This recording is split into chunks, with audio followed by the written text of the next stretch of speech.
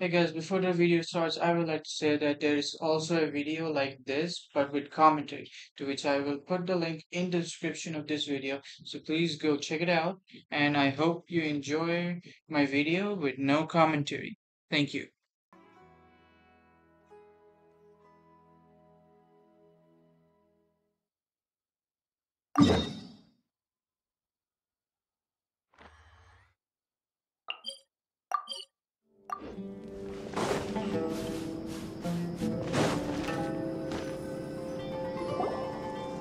Old caravan rebot!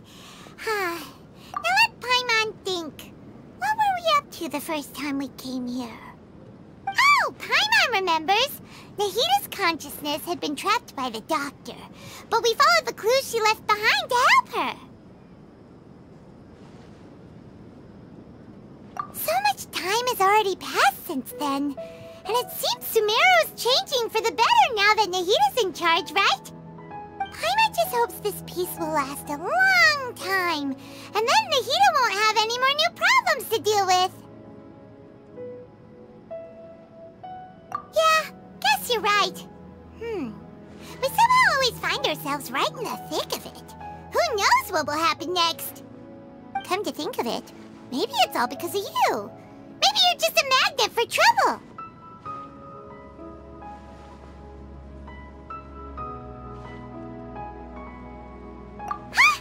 Me? Before Paimon ran into you, Paimon never ran into any trouble. At most, when she was super tired, Paimon got caught in some strange whirlpool and sucked out into sea. And even then, you fished Paimon out. Anyway, for Nahita's sake, maybe we should think about heading to our next destination for now. Ah, look who it is. Running into you in a place like this? I can see you two still love wandering around. Oh, it's Dia! Since when are we just wandering around? We're usually taking care of some serious business, even though it may have nothing to do with our journey. But never mind that. What brings you here? I just finished a commission in the desert for a usual client of mine. Nothing too interesting. Just escorting a shipment of goods. I'm on my way to report back. That's when I saw you two all the way over there, chatting away. What were you two talking about anyway?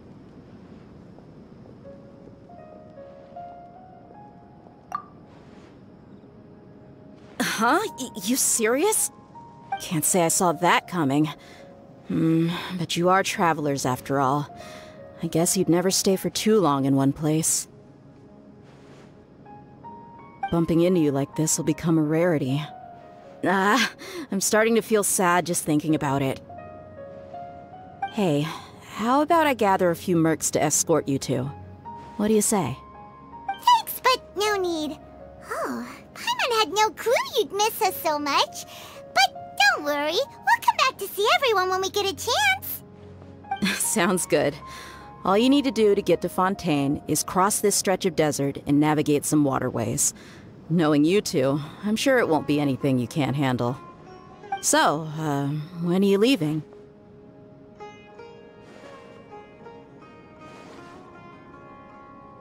Oh, wait a sec. Paimon just remembered there are still a few dishes in Sumeru that Paimon hasn't tried yet. Now, where's that list Paimon made?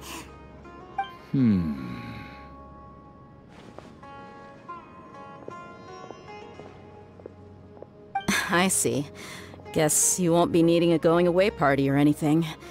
It's sad enough to see you go like this. Though, now that I think about it, Sumeru wouldn't be what it is today without you. Seems true heroes always prefer leaving quietly. By the way, should we go say bye to Nahita?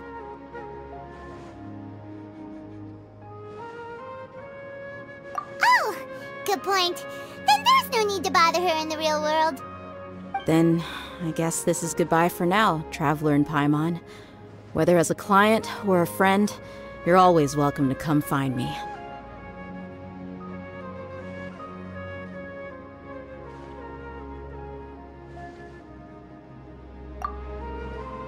Goodbye, Dia. Bye-bye, Sumeru.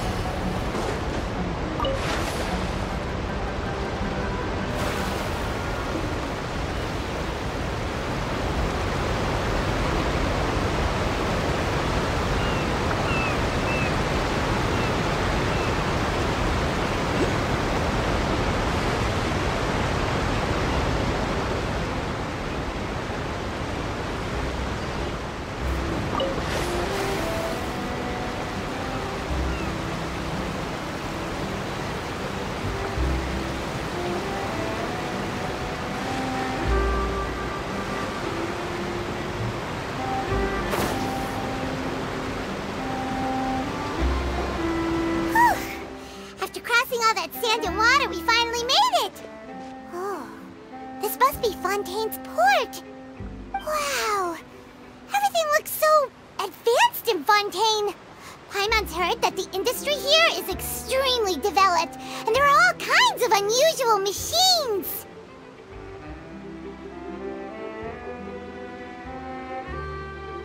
Just seeing the sights as a tourist is nice, but maybe it would be better if we found something to do. What do you think? Good idea! Nahida gave us loads of useful information. Seeking out the Seven is probably still our best source for information at this point.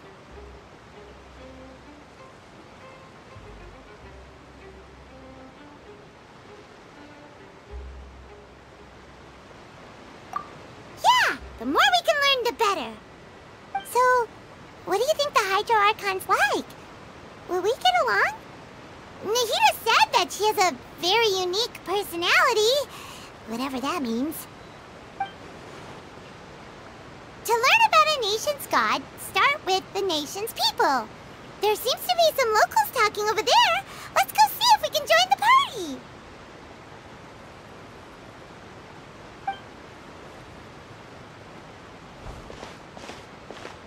party. If you ask me, it's a tragedy how things ended for him. Clearly, he was a pretty decent person. Yeah, I didn't expect that kind of ending for him.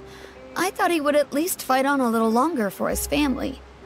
I was expecting a sudden plot twist, but it's a pity that it never happened. Still, his story is quite the tearjerker.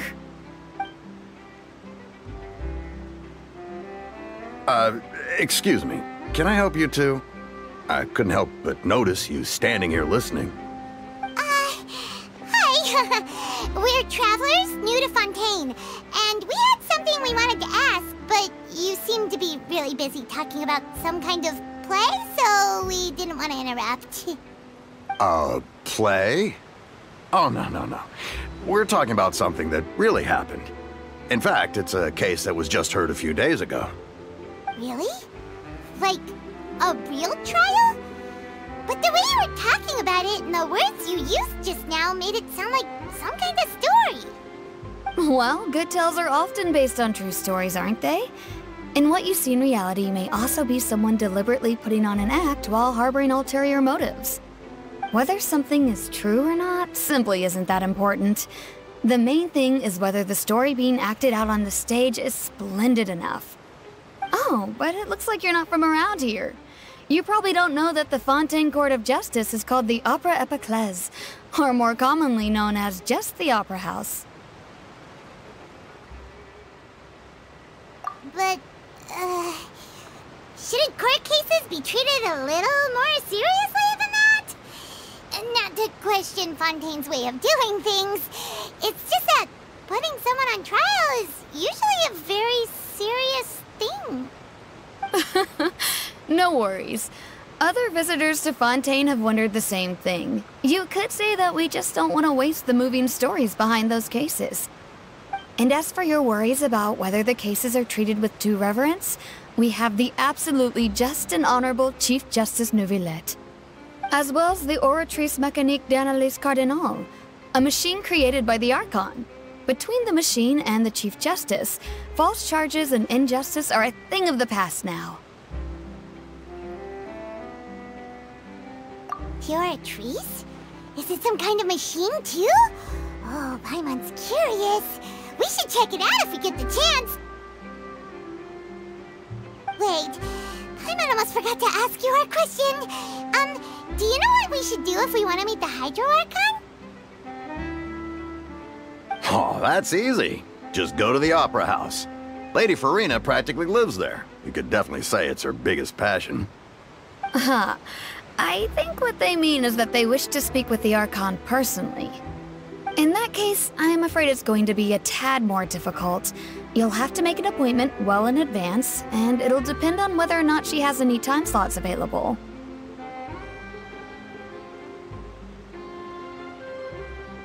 Huh. Is the Hydro Archon super busy taking care of official stuff? Wait, didn't you say that she's always at the Opera House? No. Lady Farina seldom takes an interest with the nation's affairs. The reason it's difficult to make an appointment is simply because she's incredibly popular. That's right. After all, she is the Archon. Though she may tend to get a little dramatic from time to time, people can't get enough of her. Huh. First time Paimon's ever... Wait! Paimon gets now! The Hydro Archon is kinda like a big celebrity here, right? Yeah, I suppose you could say that. Perhaps you could even say our mascot. Hang on. This is still Fontaine's Archon you're talking about. You should show some more respect. Yes, you're right. I guess I should at least try to be a little more respectful in front of visitors. Otherwise, I might get arrested and find myself face to face with Monsieur Neuvillette. Come on. Sure, there's a lot of laws here, but nobody's going to be arrested for saying something disrespectful about the Hydro Archon.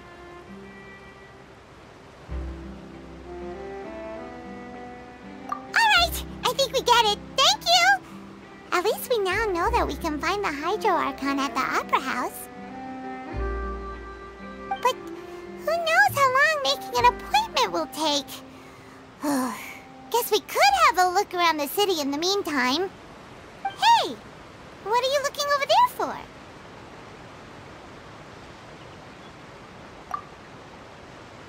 Huh. Maybe something's the matter. She isn't going to jump into the water, is she? Maybe we better go check on her.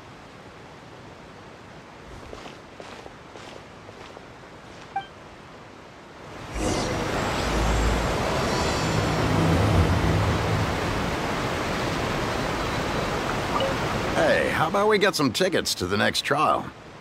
I think we'd better wait and see what kind of case it is first.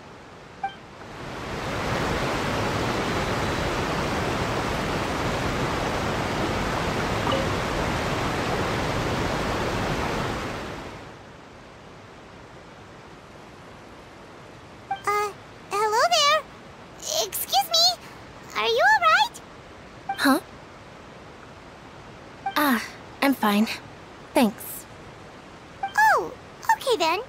We just noticed that you seem to be worried about something. About many things, actually. But there's nothing I can do but just keep my troubles to myself.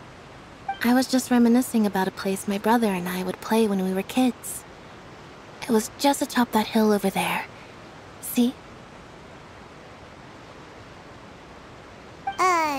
You're pointing at the sea. Wait, are you saying that you and your brother lived in the water?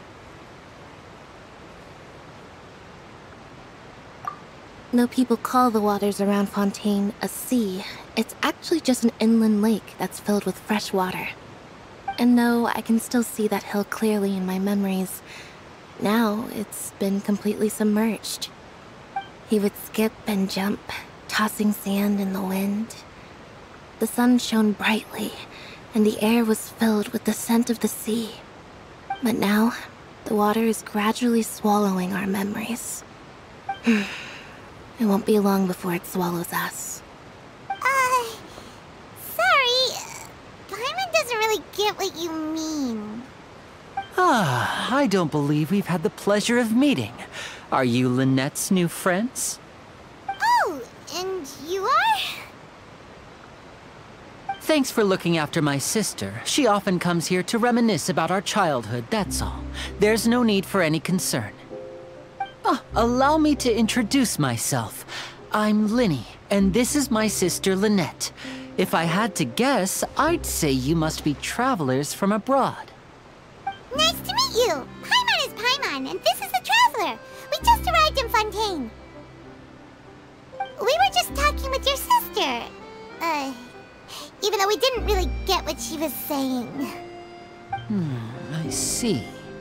It's unusual for Lynette to be so willing to talk with anyone. In fact, she seldom speaks at all. I'm usually the only one she ever talks to. Oh, really? Then you two are just like us! Paimon's always the one talking for some reason.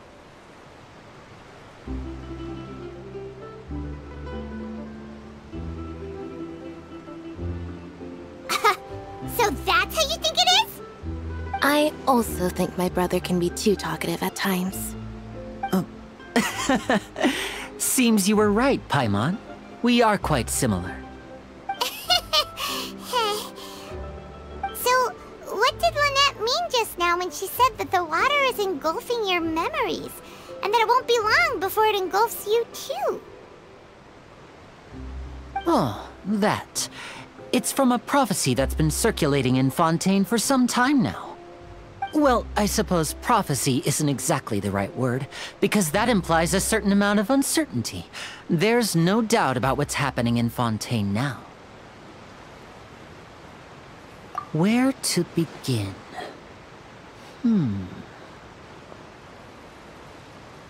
Let's put that question on hold for a moment. We still haven't formally greeted each other yet, have we? Did all the introductions earlier not count? Hello, traveler.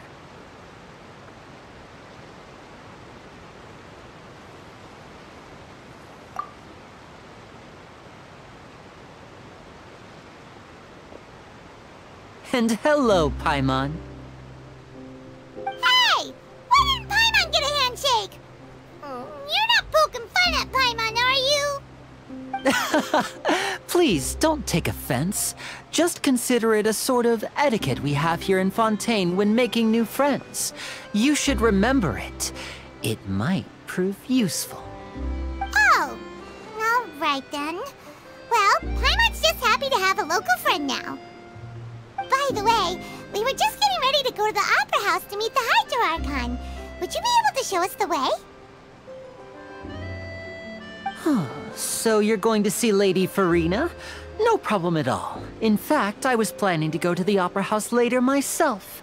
I'll gladly take you once I finish things here. Please, follow me.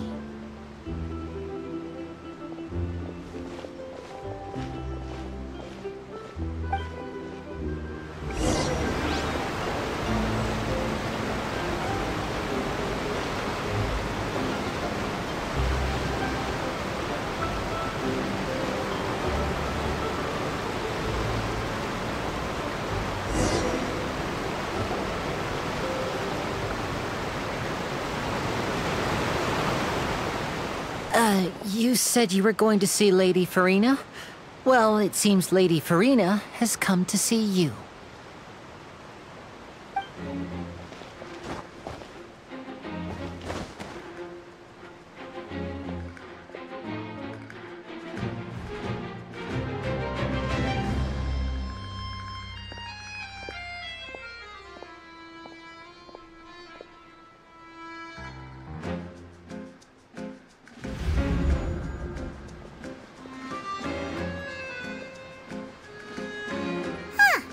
So, she's the Hydro Archon? But how did she know we were looking for her? My dear people, rich and poor, those with cup in hand and those with nothing at all, raise your glasses in celebration! If you don't have one, then just raise your hand in lieu.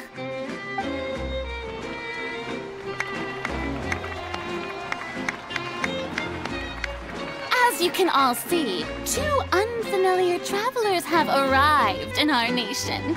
Come, let us make a toast in honor of this traveler and his companion, who have journeyed here from distant lands.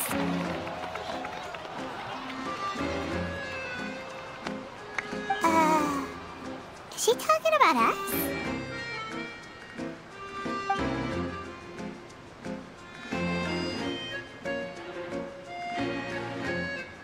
I've long heard of the turmoil and chaos you left in your wake as you visited other nations, but I welcome you nevertheless. No, I have come to receive you personally. Fear is for insignificant cowards. I am a god, and I will never entertain the notion of such meaningless wariness. You can be rest assured, I see clearly your sincerity. Of course, seeking an audience with me is the most sensible thing to do. It will allow you to truly behold my power and witness my authority. Intelligent people always gather under the correct banner. I, Focalors, hereby welcome you to the nation of Hydro and acknowledge the value and significance of your trip. Now, you may rejoice in this.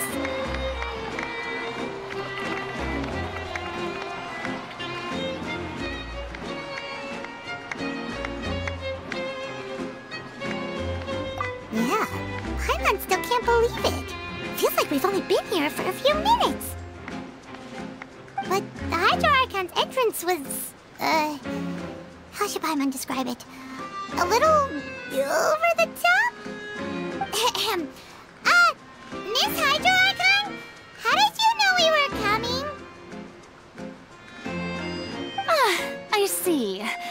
As Outlanders, you inevitably lack even some of the most basic understanding. Don't forget that even the gods can be divided into the mediocre and the excellent. I suppose it's only natural for you to be awestruck by my abilities. You had best stop and consider. Do you really have the noble qualities and etiquette necessary to communicate with a god? All it takes is a flick of my finger for me to know everything about you. Whoa. Talk about sounding high and mighty.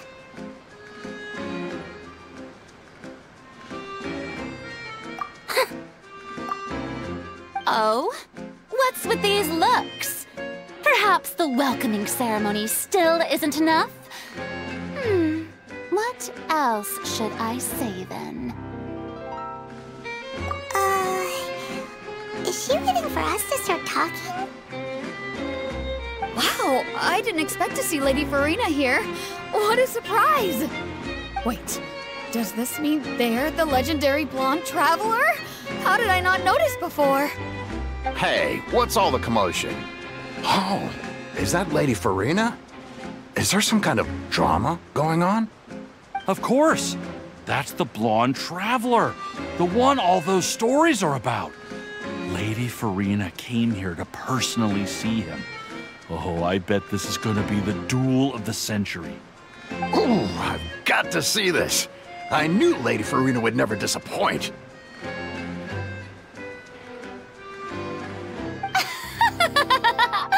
Yes, but don't get too excited now. My dear believers and spectators alike tend to get quite rowdy, and despite the noise, I've come to tolerate all their ruckus.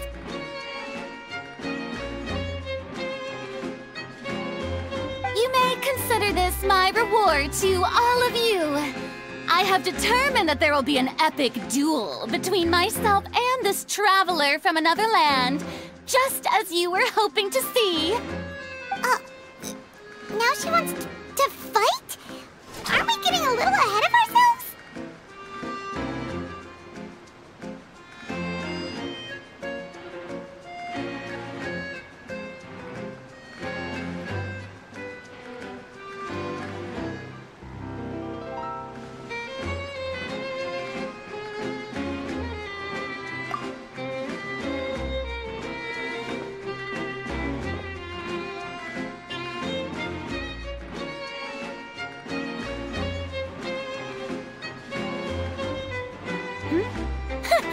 Are you not afraid? Might I remind you that this is a duel against the divine? What are you trying to do, traveler? Provoking a god in front of her people? Stand down, Clorinde. I admire his bravery. Few have the courage to draw their sword against a god. He is obviously a true warrior. Unfortunately, people nowadays only crave to be thrilled, and a mere duel will not slake their thirst for excitement. Huh. Yeah, she's right. Just a duel wouldn't be all that interesting. On Araneus, criminals are always requesting duels to defend their honor. They're getting a bit old, to tell the truth. You see. Then, as the god of justice, I I shall face this traveler in another kind of duel. A duel in court! Whoa, all right! Now that'll be worth seeing! Right. This is Fontaine, after all. Such a grand opera house, it would be a pity not to use it. Why do you care so much about the crowd's reactions? Seems you've spent a little too much time in the opera house. Besides, how exactly do you plan to have a duel in court? You mean you're going to put us on trial?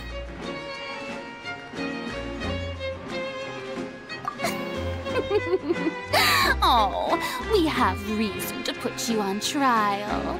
It's obvious, isn't it? According to Fontaine law, no one is permitted to release any flying objects within Fontaine city limits during the first 3 days of each month. You are clearly guilty of violating this law, no? Oh, so that's what they've done wrong. That's Our Lady Farina. No one knows the laws of Fontaine like she does. You call that obvious? What kind of law is that? Wait, flying object? You mean Paimon? Precisely! Now, if you two have no objections, then in the name of the Hydro Archon, I order your arrest. My apologies, Lady Farina. I don't mean to spoil the fun, but if you would allow me to interject, I don't think that Paimon here meets the definition of a flying object. You tell her, Linny! Finally someone who's not crazy. How could anyone call Paimon a flying object? Ah, great magician Linny, my beloved citizen. I'll permit you to object, but how exactly do you plan to prove your claim? As a magician who just rained on your parade, I naturally should shoulder the responsibility of saving the show. So, with such an audience gathered here, allow me to perform a trick for everyone.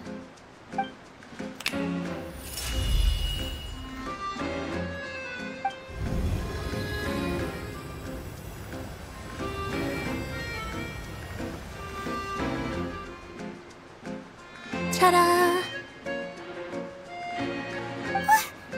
What's that on Paimon's back? Hey, when did you do that?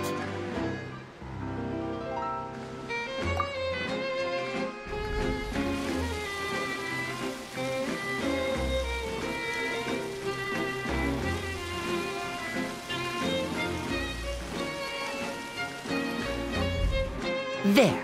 As you can all clearly see, Paimon should be classified as, well, something like a balloon. This rope has been in the Traveler's hand all along. It was just that no one could see it before. Huh? You call that magic? You've got to be joking. I thought it was pretty good. Nice one. Huh. I'm not sure what to think. It seems Lady Farina's charges no longer hold water.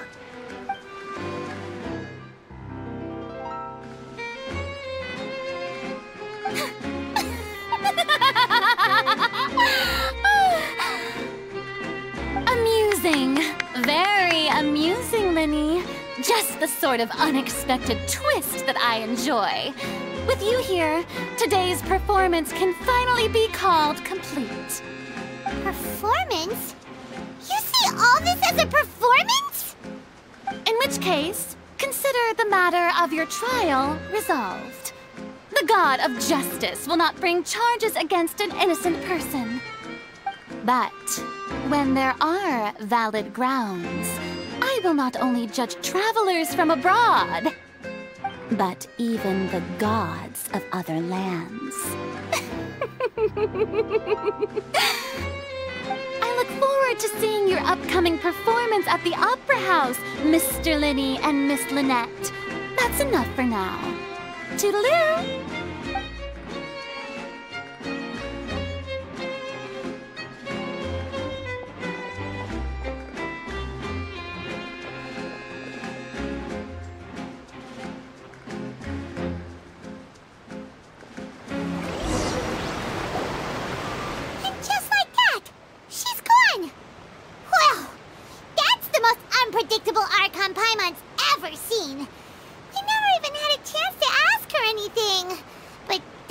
problem for future Paimon. That whole scene just now was really...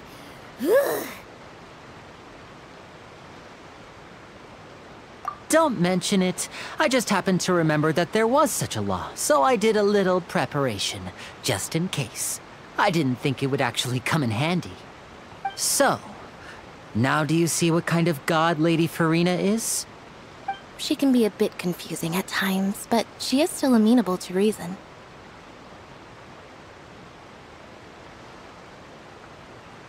Anyway, Paimon had no idea you were a magician, Lyney. It sounded like you'll be performing at the Opera House, right? I just know a few simple tricks I use to make a living. Lynette is my assistant. It will actually be my first time performing on the most prestigious stage in Fontaine, the Opera House. But isn't the Opera House where criminal trials are held in Fontaine?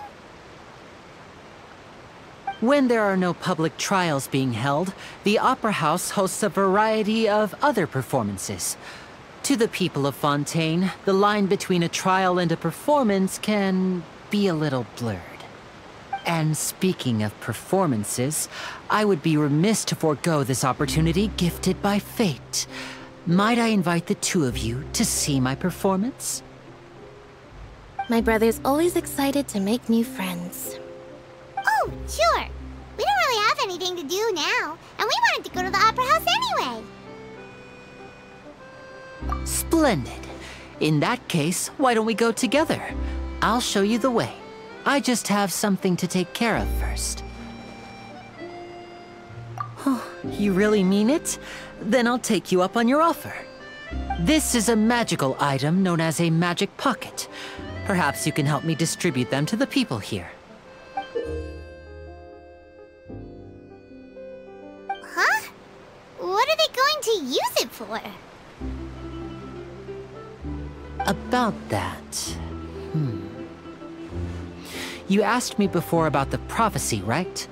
Let me start by telling you a little more about what it entails. I'm not sure exactly when it began, but a prophecy has been circulating around Fontaine. It says that every person in Fontaine is born with sin. No matter how the Nation of Justice holds trial after trial, this sin cannot be absolved.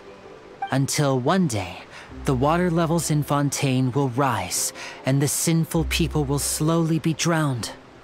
In the end, the people will all be dissolved into the waters, and only the Hydro Archon will remain, weeping on her throne. Only then will the sins of the people of Fontaine be washed away. That sounds pretty gloomy. Why are people in Fontaine born with sin? What is that supposed to mean? There are lots of guesses. Some say that the ancestors of Fontaine stole the power of the seas and stirred its wrath. Others say that the people of Fontaine never heeded the first Hydro Archon's warnings and offended Celestia. But here in Fontaine, evidence is what matters. There hasn't been concrete evidence for any of these claims, so they can only be regarded as conjecture.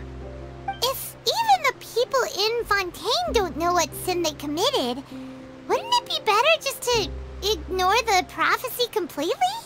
Why bother feeling guilty all the time? That's exactly what the people did at first. But in the last few years, the water levels in Fontaine have actually started rising.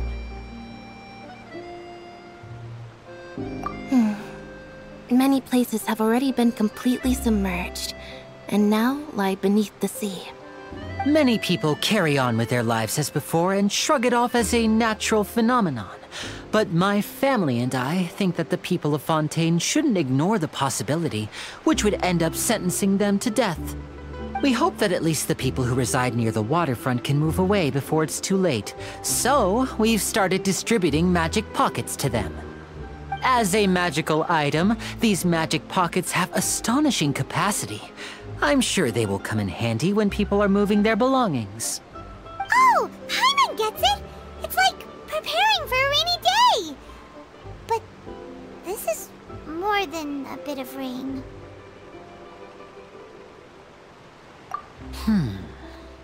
Perhaps only absolute power could ever contend with such a catastrophe.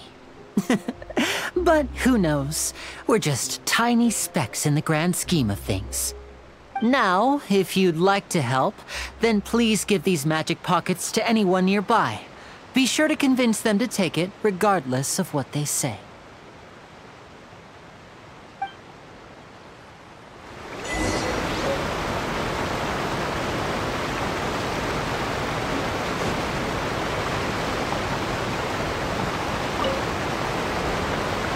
So you're the blonde traveler that everyone's been talking about. My apologies for not recognizing you earlier.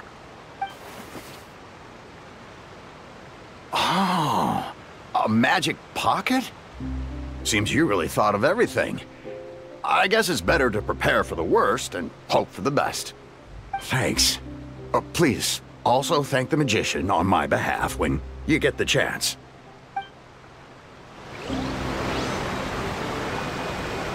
But where would I move to?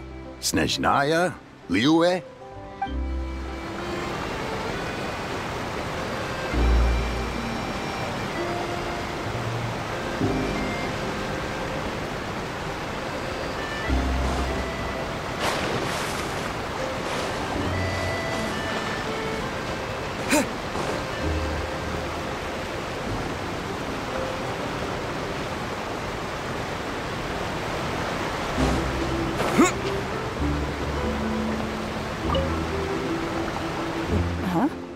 I don't want that thing. Way I see it, if the prophecy's true, it's still gonna be a long time before the water can cover everything. Life is all about living in the moment. What use is there in worrying about the future all the time? We'll cross that bridge when we get to it. You should still take it. You never know when it'll come in handy. Oh, all right, fine. Thanks. It's just that if I start moving, that means I've already given up on the life I have now. I'd really rather not. I really can't imagine what it would be like if things changed.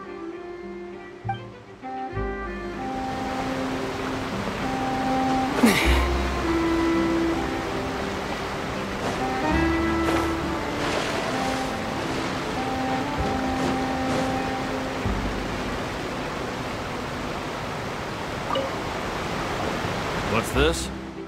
So you also believe in the prophecy. Keep it. I won't have any use for it. What? You mean you don't believe in the prophecy? No, I believe in the prophecy. But I also believe in another story. The story says that people once lived in the ocean. They were one with the ocean and couldn't live apart from it. But as time wore on, people desired to live on land and developed blood vessels, encapsulating the sea within their bodies.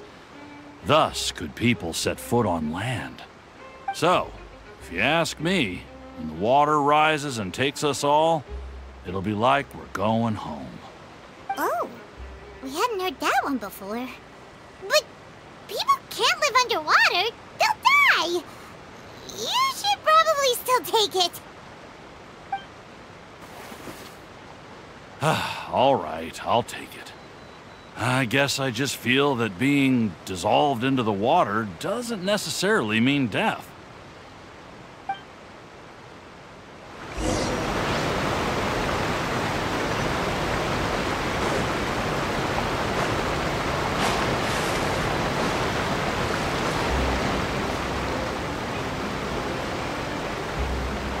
Oh? You already handed out all of the magic pockets? That was fast. So, what did people have to say?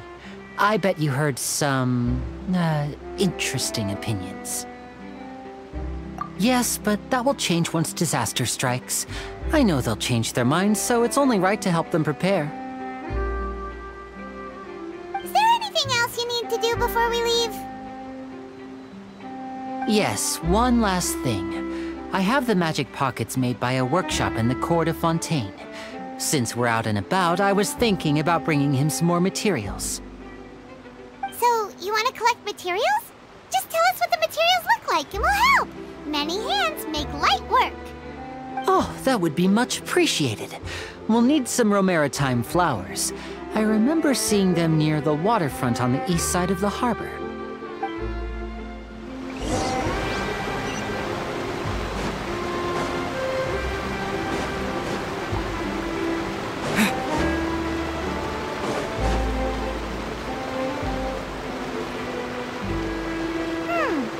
It seems we have to use Hydro to collect Romaritime flowers.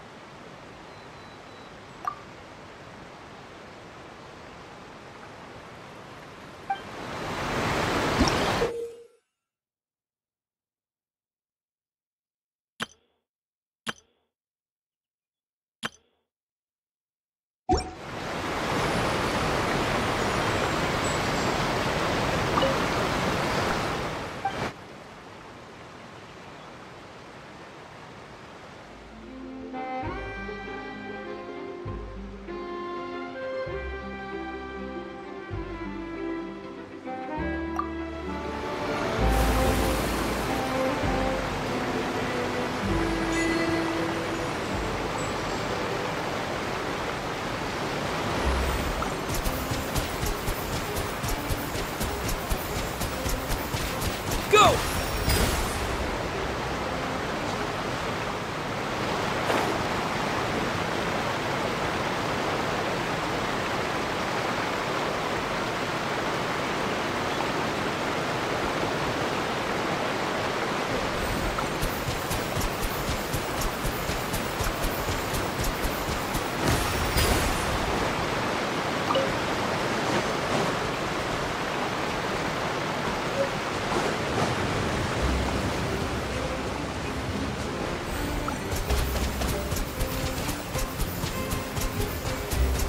Water jet!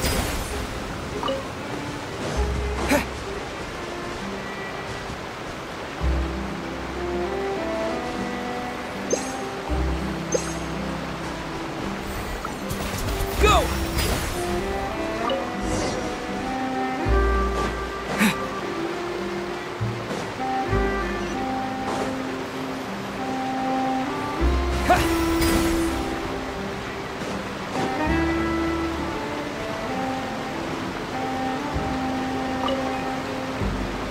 You made quick work of that. I can tell you're an experienced traveler. I've also finished collecting a few here. Maybe next time you'll feel like helping too, Lynette. No way. I'm in power-saving mode today. Otherwise, I fear I may not have any energy left for the performance at the Opera House. Fine. Though the performance is still a long way off. Now that we're finished here, we should get ready to head back to the Court of Fontaine. So, we're going to the Court of Fontaine before we head to the Opera House? Good. Paimon wants a tour of Fontaine's largest city and try...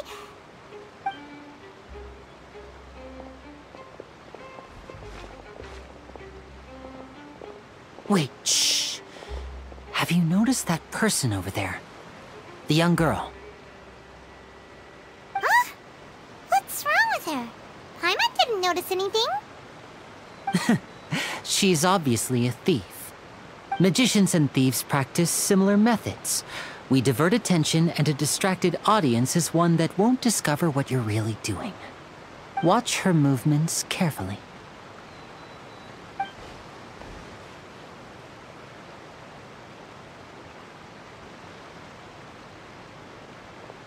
Oh, he's right! Shh, keep your voice down. We need to think of a way to catch her, but it seems she's very alert. Perhaps we should split up. You two can ride the lift over there and wait up top. I bet that'll be her escape route if she tries to run. All right, let's go.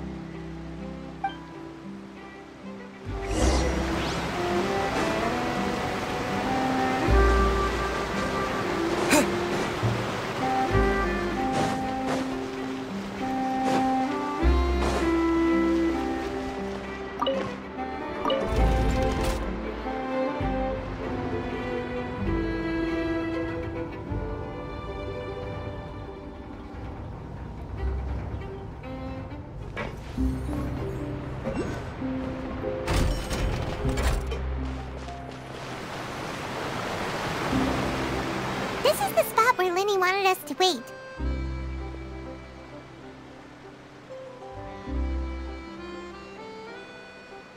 Oh, look! Isn't that her?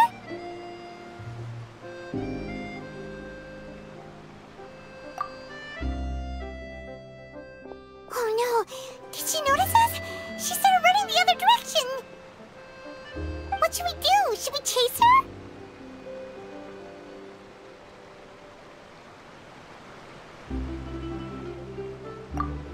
You're right. She might also be trying to lure us away.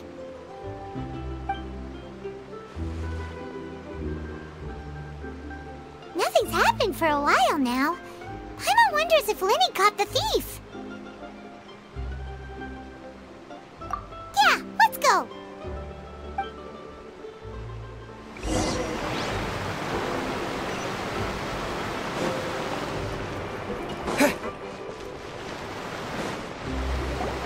Are you sure that's all she took?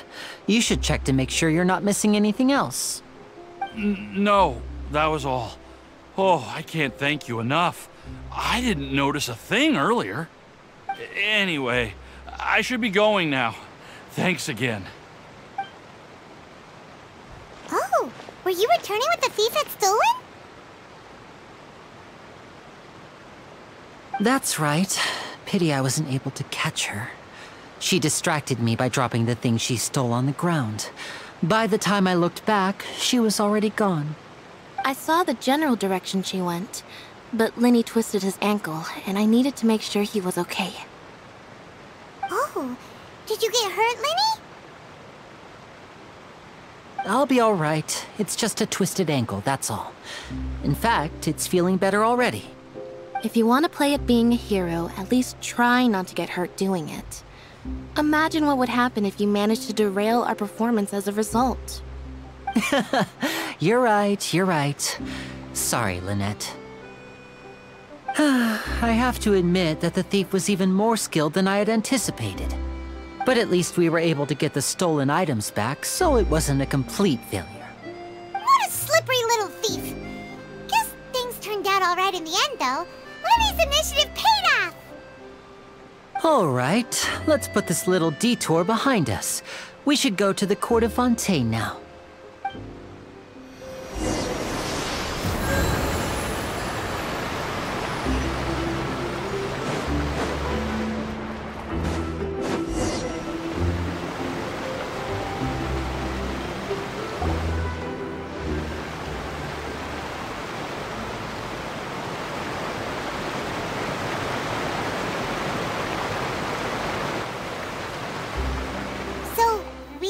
This thing to go into the city? What an ingenious way to get around! People in Fontaine really know how to use water! This is an aquabus. It allows people to travel between several key locations around Fontaine. It's pretty convenient, but the ride can become a little dull after a while. The scenery is always the same. That's why it's better to travel with friends. So you mean it's still boring even when I'm riding with you? No, that's not what I meant. It's just that, well, you don't really talk that much. Besides, it doesn't really feel like a real trip when it's just the two of us. It's the same as being at home. Whatever. Guess that's what it's like to be an older brother. It's about time for us to leave. Let's get on board.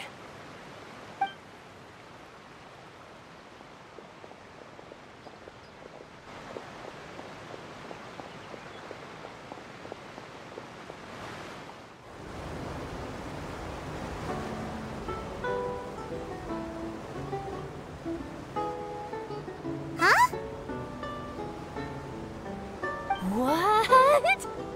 Traveler! Paimon! Charlotte! Oh, I'd never guessed I'd bump into you all riding the Aquabus. In the story of my life, this is big news. What are you doing in Fontaine? I didn't hear anything about you paying us a visit.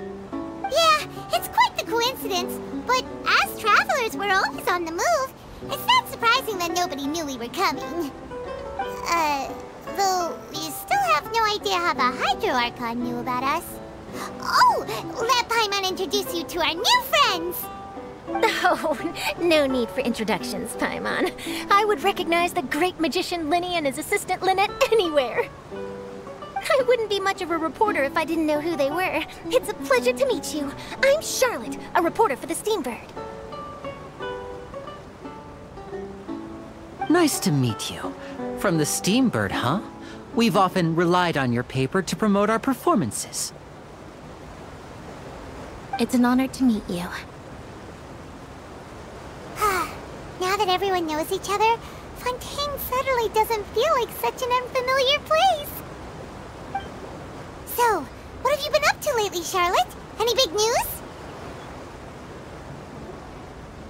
Not too much. When there isn't any breaking news, I mainly cover the trials at the Opera House. You can still manage to keep readers' attention as long as you tell things from a clever enough angle, even if it's the same old topics. For example, reporting on how a scammer once deceived vulnerable girls into relationships, or how a financial criminal was once so poor that they ate a single piece of bread for 5 days.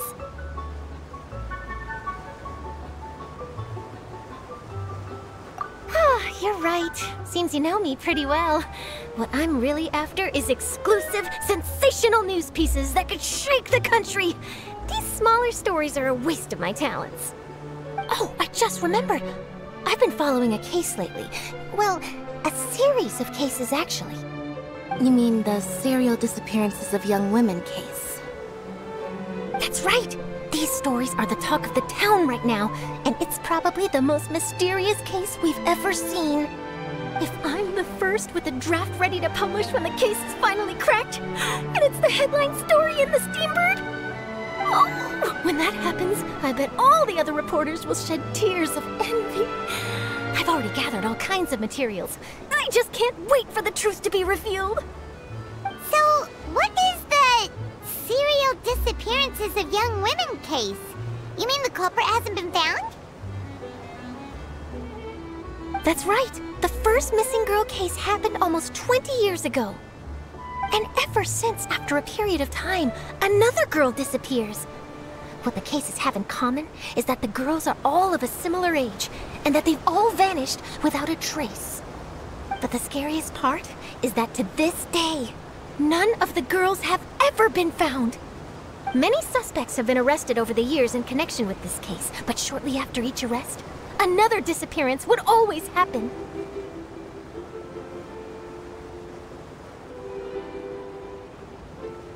Yes, it's possible. But either way, I believe that every case has some precise truth behind it, waiting to be exposed. Yes, I agree. And at the very least, the family of those missing girls deserves some sort of explanation. I just imagined for a second what I would do if Lynette were to suddenly disappear. I'd pay any price to get her back, and then find a way to track down the culprit. Please don't imagine that, Linny.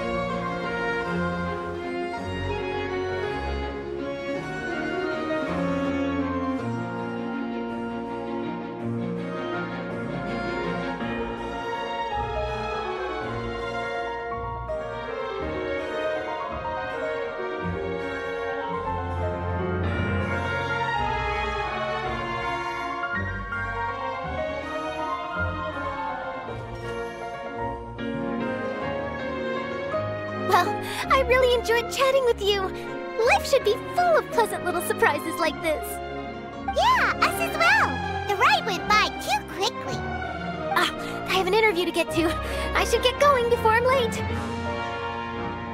Okay, Paimon hopes we can chat again soon, Charlotte. See ya! Bye now. Oh, be sure to stop by and see me at the Steambird when you have time. What a tough job. Always running around and interviewing everyone. Well, where should we go now? If you don't mind, how about we stop by my home first? Besides, I still have all the materials we collected. Sure, we wouldn't mind at all. This city is so huge, Paimon wouldn't know where to start anyway.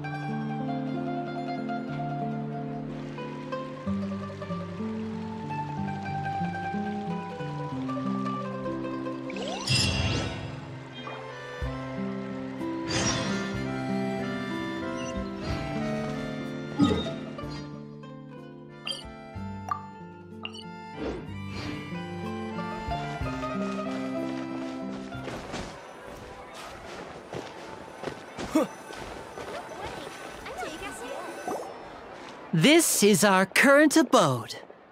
Ah, Freminet, you're home. Where did everyone else go? I have some new friends that I would like to introduce. Oh, they all just went out a moment ago.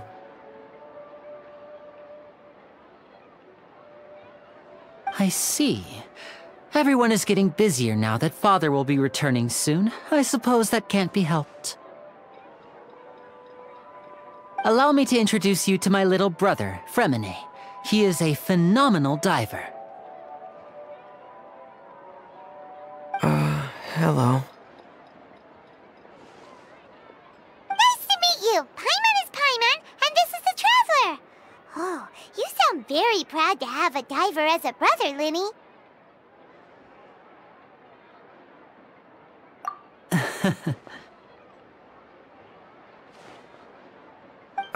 Lyney, could you come here for a moment?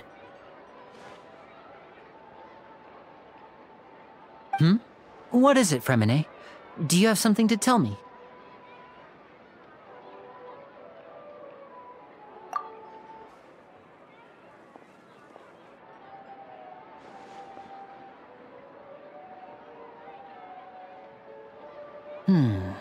Okay, I see. Is everything all right?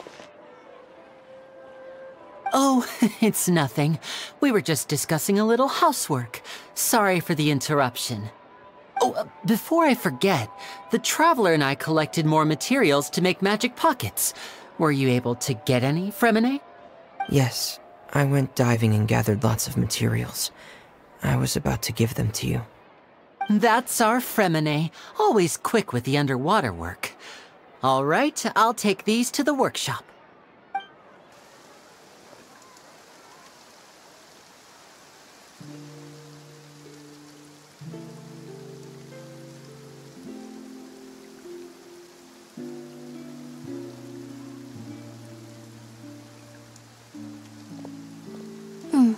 Looks like rain.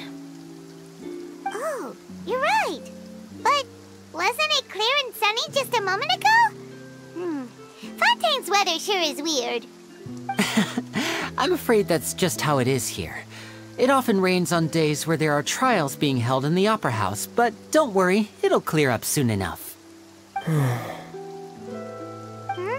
What's wrong, Freminet? There's a legend about the rain that I tend to believe. It's said that a dragon of water once resided in Fontaine. Though we don't know where the dragon went, every time it weeps, the skies will cloud up and pour out rain. When I was a child, My mother told me that if I wanted to go outside and play, I should yell toward the sky at the top of my lungs. Hydro Dragon! Hydro Dragon! Don't cry!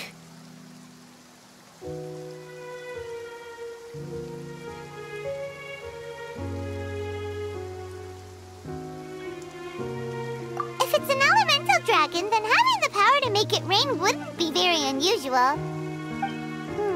Let Paimon try something. Hydro Dragon! Hydro Dragon! Don't cry!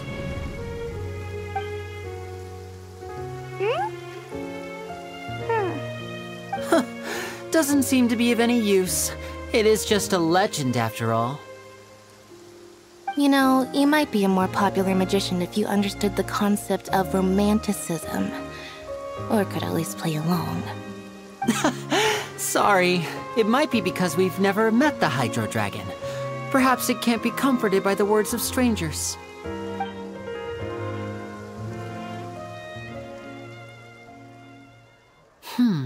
It rained for longer than I suspected. Oh, it's already getting late. Was there something you needed to do, Linny? Yeah, some preparations for the show at the Opera House. I need to find a way to catch the last aqua bus of the day. On the day of the performance, just ride the aqua bus to the island of Araneus. I'll have Lynette meet you at the fountain in front of the Opera House. Oh, are you leaving now? What is it, Freminet? I'm in a hurry. Oh, I get it. You feel nervous delivering the materials for the magic pockets, is that it? Perhaps we could trouble the Traveler to help us take these materials to the Beaumont workshop and deliver them to the owner there? I'm afraid that Freminet can be quite introverted, and the boss there tends to be pretty talkative. Freminet has always been a little afraid of her. No trouble at all! Don't worry, we're on the case! Sorry for the inconvenience. I'm quite useless when it comes to such tasks. I'll think of a way to make it up to you. Oh, no need, no need. This'll be a walk in the park for us.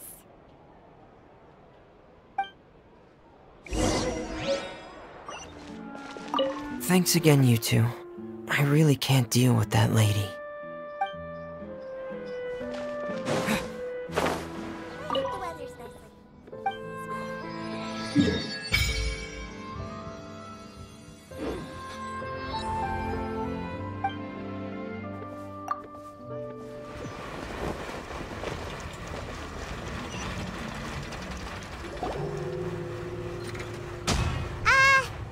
Hello? Is there anyone here?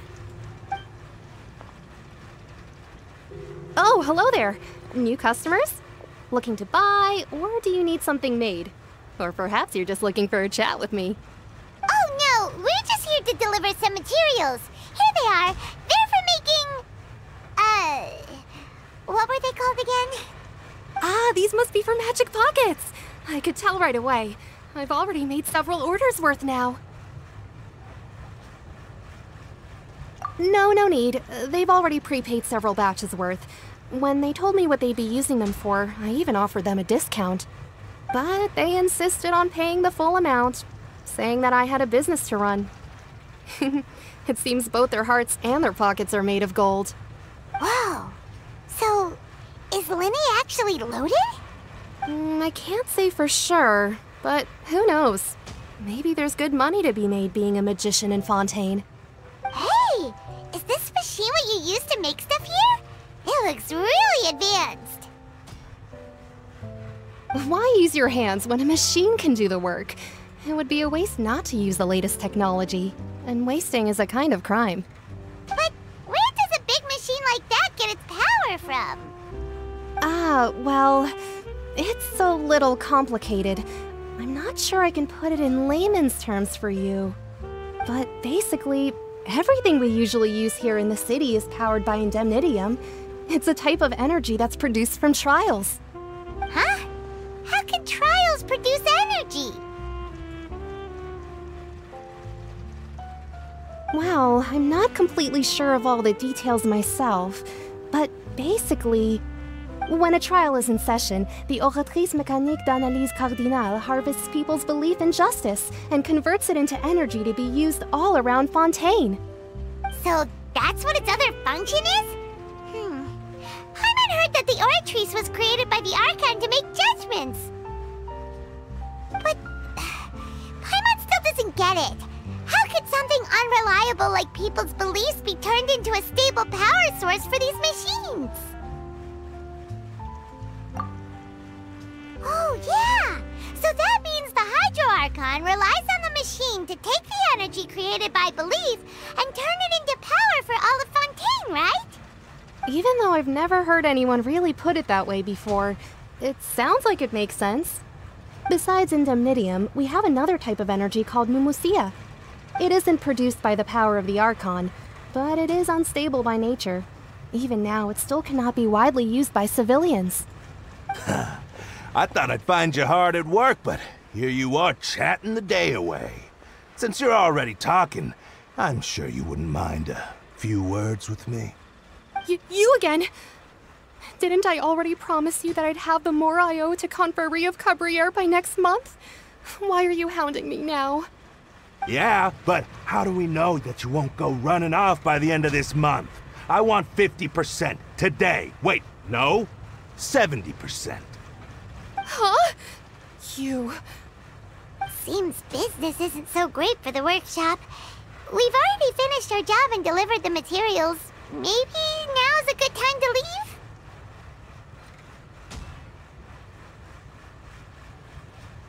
Hey, hold on! Before you go around trying to collect payments, why don't you settle your own debts first? If Confrérie of Cabriere wants to poach clients from Northland Bank, that's fine. But I'm afraid you still owe the bank a hefty sum of Mora. So why don't we work things out between us first, before you get back to your little conversation here? You're from Northland Bank. But we said we'll pay everything we owe next month. Why are you hounding me now? Traveler, Paimon! I didn't think I'd run into you here in Fontaine. What are the chances? We're surprised to see you too! What are you doing here in Fontaine? You didn't want to stay in Snezhnaya?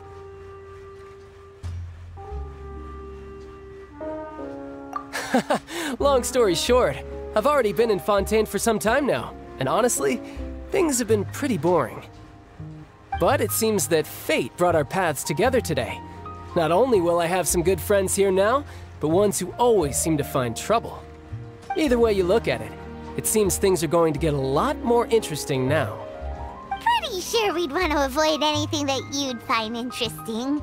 Besides, our trip here has gone pretty well so far, right, Traveler?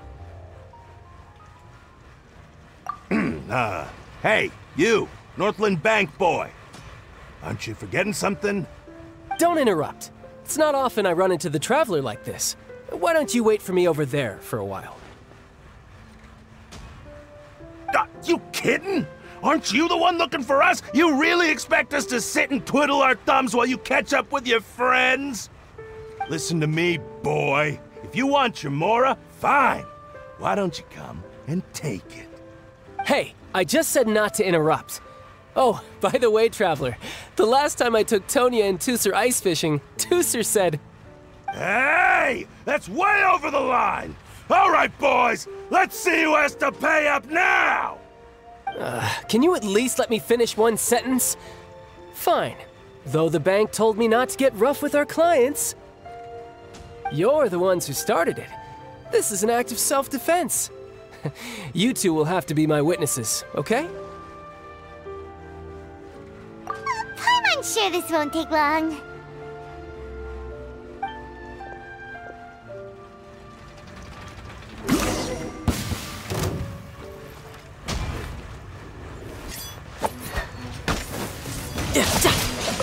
Brace yourself! This is gonna hurt!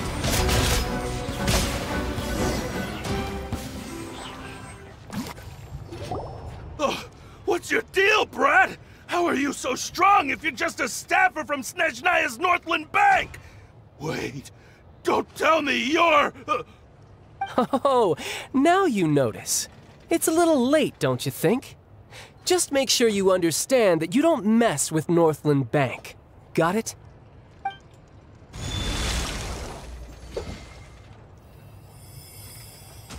Huh? Now's my chance!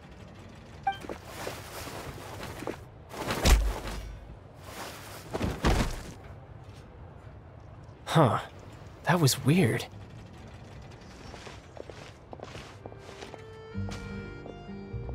I'm not sure. It's as if I suddenly lost control of my hydropowers when I needed them. Maybe there's something wrong with my vision? Strange. How could that happen? First time Paimon's ever heard of someone losing control of their vision. Never mind. It doesn't matter. If I want to stay sharp, I shouldn't be relying too much on my vision anyway. Besides, I always have my delusion in case I need it. So what are you doing in Fontaine, child? I don't see its work for Northland Bank.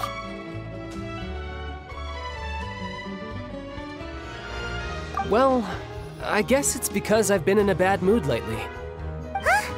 What kind of reason is that? Wait, since when do you feel down about anything? I don't know. Maybe I still have a lot to learn about myself. But recently, there seems to be some sort of restless power stirring inside of me. And I don't know why, but every now and then I feel like I'm in a terrible mood. Maybe you losing control of your vision just now is connected with that power you're feeling inside. That is a possibility. I can't remember if I ever mentioned it before, but when I was 14, I fell into some unknown abyss. It was during that time I learned nearly all of my abilities. The one who took me under her wing and taught me was named Skirk. She was always quiet and very mysterious. Nobody knew where she came from or what she had been through, and she was always very strict when teaching me combat techniques. One time, I asked her why she was willing to take me on as an apprentice. From what I could make of her answer, it was because I had awakened it, and traces of it remained on me. She said that all my combat training would be useful in the future. But what is it? What did you awaken?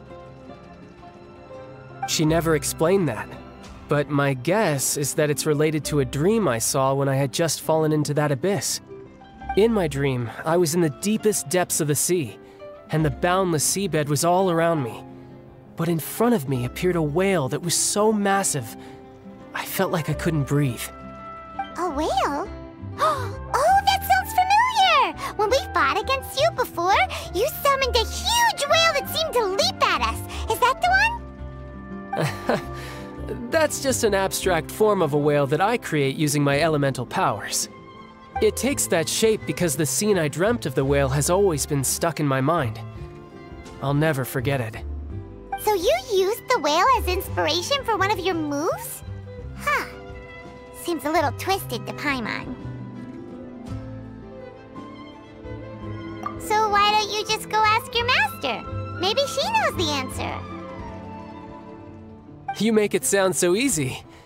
Ever since the incident I experienced there, I've never stopped searching for Master Skirk and that unknown abyss. But it's been years now, and I've still found nothing. There isn't even a trace of the place where I remember falling into the abyss. Oh, it sounds like some kind of ghost story. Yeah, I'm out of leads at this point, but there's nothing more I can do. It seems that strange encounters in this world tend to be elusive like that. Oh, seems the time really flies when I'm talking with you. I just remembered I have somewhere else I need to be, so I should get going. What? More work for the Northland Bank? No, it's more of a personal appointment. Lately, I've been sparring with some of Fontaine's official champion duelists whenever I'm feeling bored. Official champion duelists? You mean it's their job to duel? Yep. In Fontaine, before a criminal goes to court, they're given one chance to defend their honor by requesting a duel with an official champion duelist. The champion duelists are all powerful fighters selected from among the nation's best.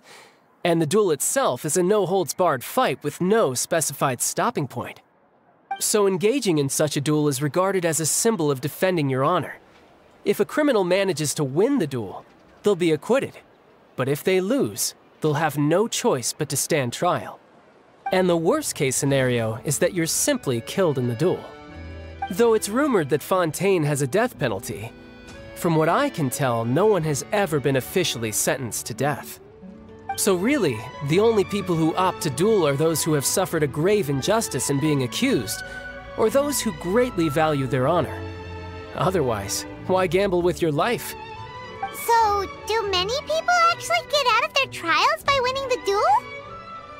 Apparently, it's exceedingly rare for anyone to actually win. Fontaine probably enacted this system as a way to show that the nation respects the honor of its citizens. Besides, none of the champion duelists are to be trifled with, which is exactly why I was itching to face them as soon as I got to Fontaine. Apparently, the one I'm meeting today, Clorinde, is the strongest of the champion duelists. I had been asking her for some time before she finally agreed to face me today.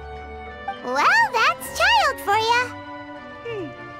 Paimon feels like we heard that name somewhere before. Clorinde. Huh. Oh, before I forget, I want you to have this. Huh? Your vision? You're seriously just giving it away? I'm just worried that it could become uncontrollable again. I'd be pretty upset if it got in the way of my duel, so I think I'll be better off without it for now. Besides, I just need you to hold on to it for a short while. I'll come retrieve it when I have some time later. Paimon knows what you're up to. You just want an excuse to come talk to us again, don't you? Whatever gave you that idea? I'll be in touch later.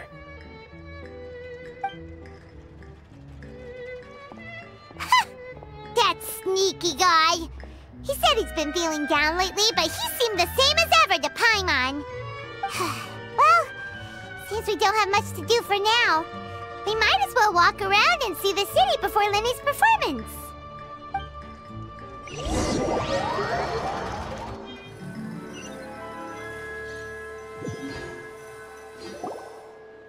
Wow! Who could have seen that coming? The reporter who was barely around for most of the story was the murderer all along! Sorry. Paimon was just surprised, that's all. Whew. Paimon never saw that twist coming. The murder mystery novels here are amazing! The whodunits here in Fontaine are a lot different than the light novels you see from Yae Publishing House. Both have their merits, but Paimon thinks this style of novels are more, well, novel. It's so exciting to reach the moment when the mystery is uncovered, especially in the one Paimon was just reading. You should buy a copy and read it too.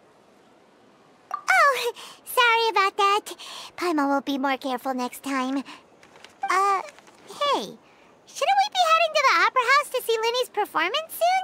It's almost time for the show to start, so we should get going. Lyney said that the Opera House is on Aranias, so let's go ride the Aquabus!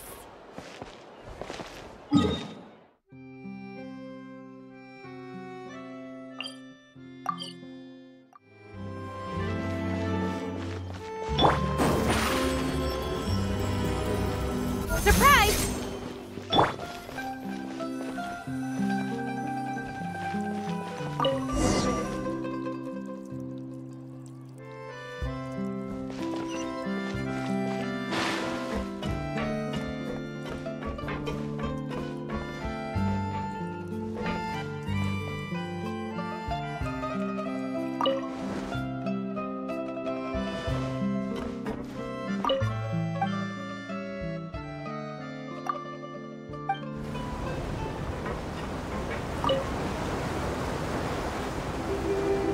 When disembarking. It has been my honor to be your tour guide this trip. Thank you.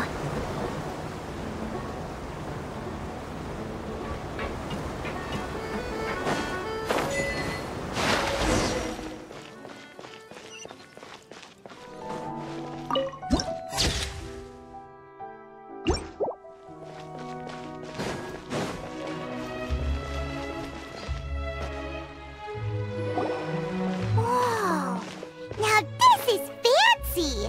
The Opera Epiclese. What a place to hold a performance.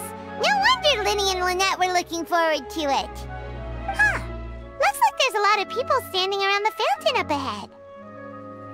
Oh, Archon, please bless us with a bright and healthy child. We pray. I don't know why you always feel the need to ask so much. I'll be happy as long as our child is healthy and lives a peaceful life. I guess if they're our kid, then there's no doubt they'll turn out smart. Maybe this is one of the customs in Fontaine. There sure are a lot of couples here. Vache.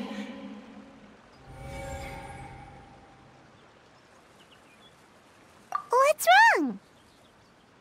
Vache. Vache.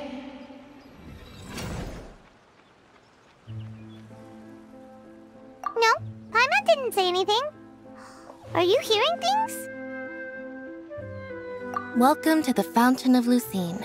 All the water flowing through Fontaine converges here. It's customary for newlyweds to come here and wish for children.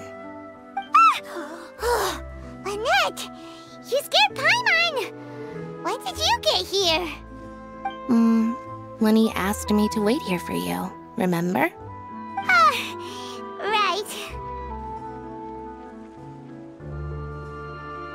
What do you mean?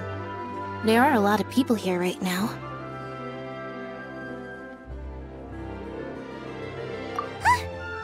Hey, you're not trying to scare Paimon, are you? Besides, it's the middle of the day. It's not the time for eerie things. I see. I might be able to tell you something that could help explain the voice you heard. In fact, you might not be imagining things at all. I suspect that what you heard is a result of your hypersensitivity to the hydro element. Others in my family have had similar experiences. It's because of his sensitivity to the hydro element? But what would hearing a voice have to do with elemental power? When do you cry, Paimon? Wait, what? What does that have to do with anything? Just answer me. When do you cry?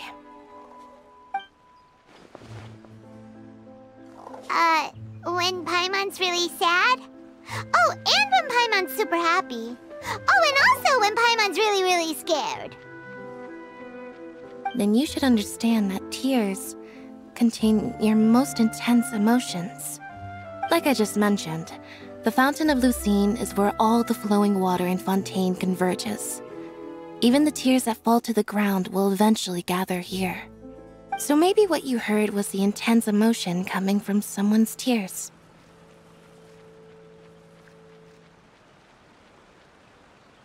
So, what did the voice say? Huh. If you were hearing their emotions, then Paimon wonders what happened to them. Rather than worrying about them, we should worry about my brother first. Don't let that calm look of his fool you. He tends to get pretty nervous just before a performance. So chatting with Linny might help him relax a little before he goes on stage. Oh, right. That makes sense. Let's go in and see Linny.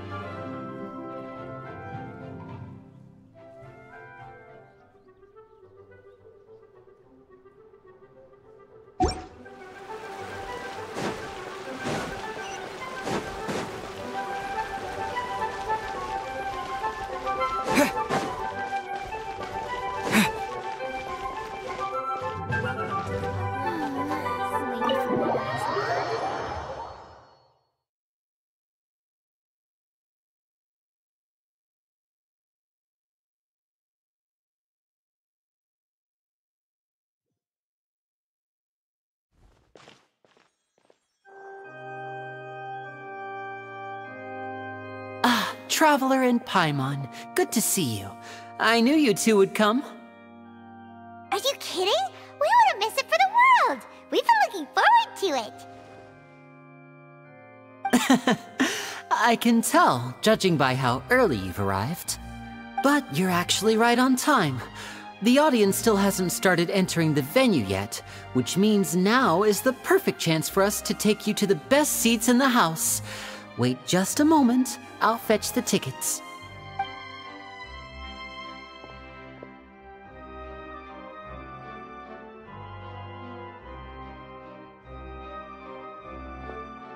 The Opera House has assigned seating, so you always have to make reservations.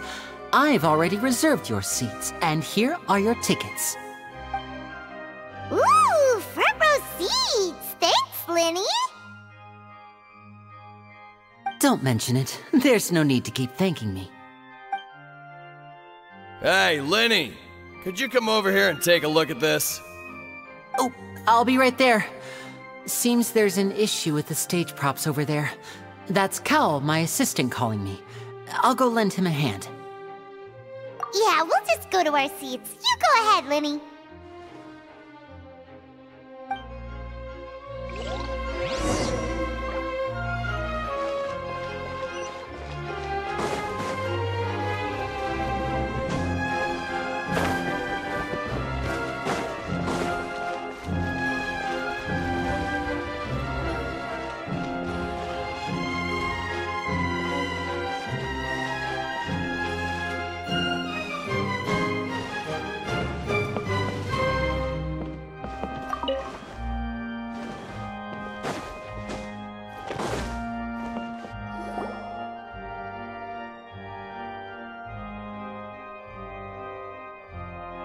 Oh, these should be our seats. Come on, let's sit down.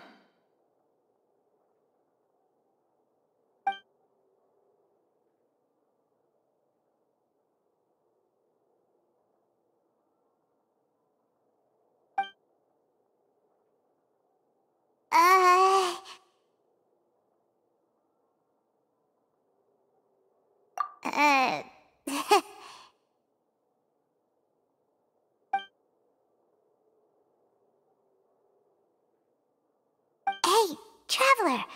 Maybe we should strike up a conversation with the person next to us.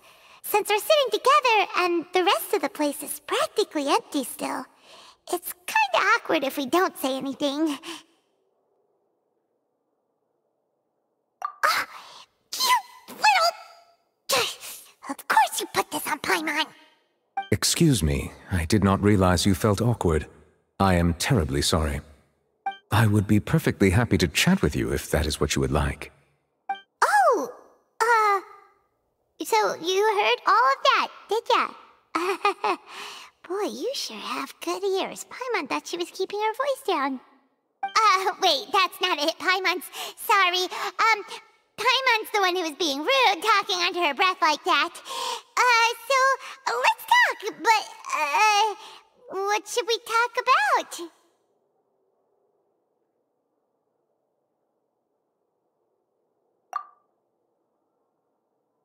Oh, Paimon's got it. You're also here early and sitting in the front. Are you a friend of Lyney's too? A friend, you say? Well, if Mr. Lyney would like to be my friend, I would be more than happy to reciprocate. Oh, so you're not friends with Lyney then? Oh, this is getting more awkward by the second. Paimon nearly forgot to make her introduction. Nice to meet you. Paimon is Paimon, and this is the Traveler. We just arrived in Fontaine. It is an honor to meet you two. I have heard of your deeds across Teyvat. And as required by proper etiquette, I will also introduce myself. I am... Oh, Monsieur Neuvillette. What an honor it is to have you here to see my show. Ah, Mr. Lyney. I should say it is in fact an honor for me to see your performance in person. Wait, Neuvillette? Could he be... I saw you all chatting just now, but it seems you still don't know who Monsieur Neuvillette is. Allow me to introduce you to Fontaine's Chief Justice. That seat is always reserved for him. It wouldn't be too much to say that he's the symbol of justice and honesty here in Fontaine. Ooh, sorry for being so rude just now. Paimon had no idea you were such an important person. No offense taken. Being Chief Justice is merely what I do for work. Nearly every person has their usual reserved seat, so I'm not so special, really. And by the way, I should probably let you know, even though I would prefer not to. There's someone sitting up there in the VIP seats that has been striking a pose for quite a while now. I believe she is trying to give you a most elegant and impressive first impression. So I think you should take notice of her sooner rather than later, otherwise she may become flustered.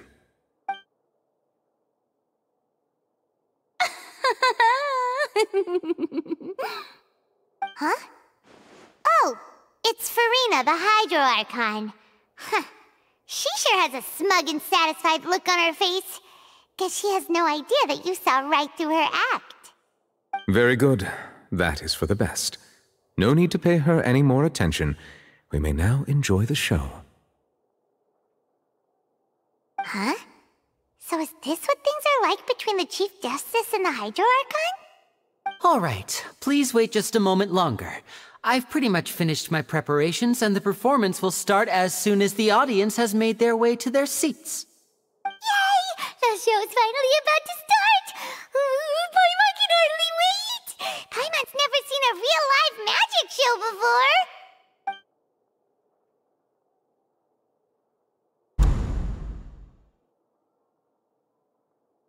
Oh! They're dimming the lights! The show must be starting!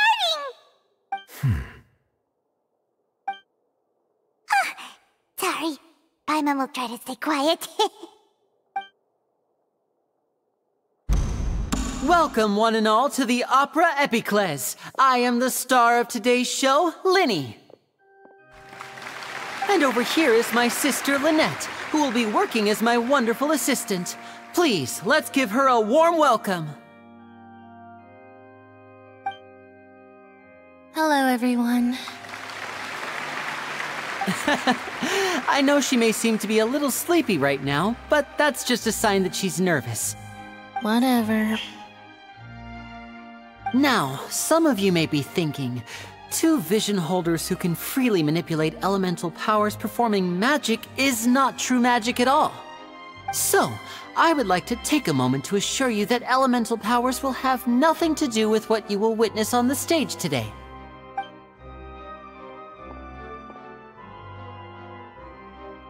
Both Lynette and myself have removed our visions for the show.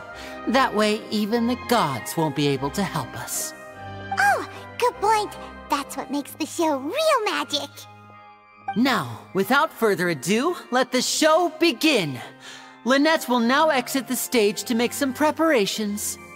I know you might miss her, but don't worry. She'll be coming right back on stage momentarily. Perhaps in an unexpected way. I'm sure she'll be stealing the spotlight soon enough.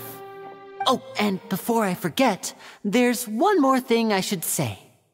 You never know what can happen in the blink of an eye. A magician's greatest skill is making things disappear or appear. The possibilities are endless.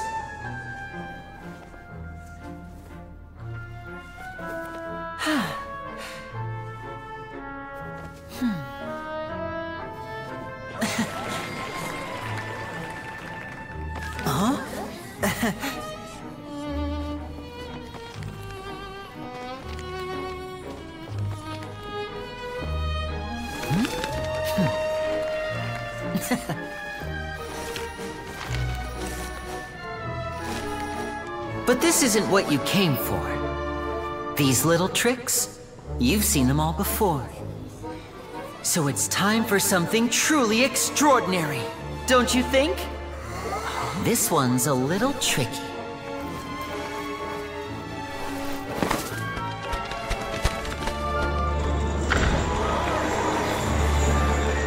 Using this water tank, I shall make my sister vanish completely, right before your very eyes.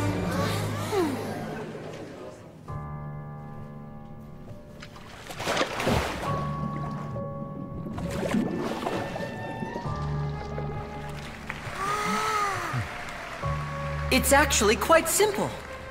She'll just turn into air bubbles and float right out of the top.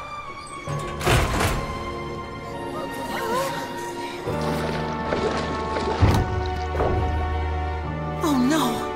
I told them to check all the props carefully. With the lid on, even air can't escape. An amateur magician would be getting very nervous right around now. Luckily, it's me on stage, so let me show you what a true virtuoso can do.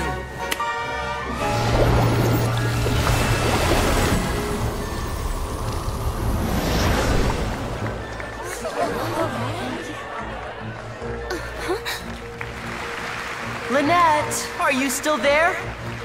Don't go too far. We don't want to use up all our magic. Hi, I'm back. Uh-huh.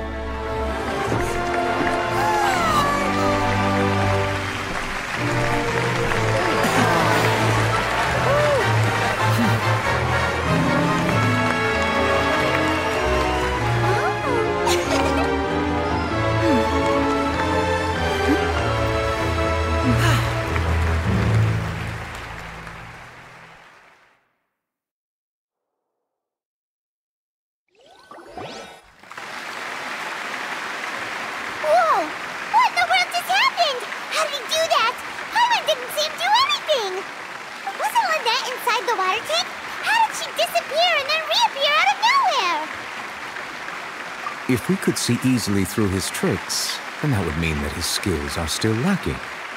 To appreciate magic, you should focus on the show happening on stage, rather than getting caught up in trying to see that which has been intentionally hidden. Guess you're right. Paimon couldn't believe her eyes when Lynette reappeared. Amazing! Thank you everyone. I'm glad you enjoyed that performance. But our magical journey has only just begun. I've prepared even more astonishing surprises for everyone here. The magic of transformation and disappearance can go far beyond what you've just seen. I'm sure many of you are thinking that escaping the water tank was impressive enough, but Lynette is still my assistant after all. In which case, I have ample time to make all necessary preparations. So, for my next trick, I will require the participation of one lucky audience member. Please, if my assistants could bring out the magical boxes now. There are 2 boxes and only 2 boxes. One is here, and one is there in the aisle among the audience. I'm sure many of our clever audience members have already guessed our next magic trick. A swap! Our lucky audience member and I will each enter a magic box. After 1 minute, we will each emerge from the opposite box. Now please, everyone pay very close attention to the box you see here. Don't give me any chance to make a move. Wow! How's he gonna do this? Hey, do you think this is all magic tricks, or does Lynnie have actual superpowers? The lucky audience member will be generated by this random number selector. It selects numbers entirely at random. Even I don't know who will be chosen to participate. Now then, let's begin. Let me see. Oh, row 7, seat 3. Congratulations! You now have the chance to experience magic firsthand for an entire minute. Please, come forward. My assistant will take you beside the magic box. I'm sorry, it might be a little cramped inside, but no need to feel nervous. We've carefully arranged everything for you to be as comfortable as possible. You don't need to do anything, but no matter what strange things may happen, don't come out of the box. If the magic is interrupted, who knows where you might end up? You might even find yourself in the Fortress of Meropide. Oh, okay. All right. Before I enter the magic box, there is one more thing I need to ask the audience to do. Could you all give me a countdown? Like this. 60, 59, 58. Just keep counting down. You can go a little faster or slower if you like.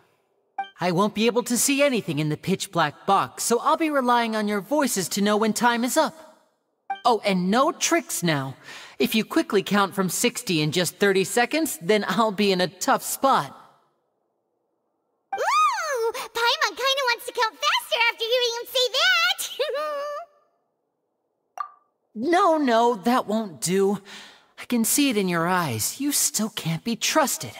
Let's practice together. Come on, repeat after me. 60, 59, 58.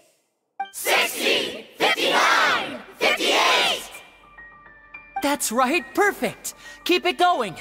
All right, I'll see you all on the other side once you've finished counting.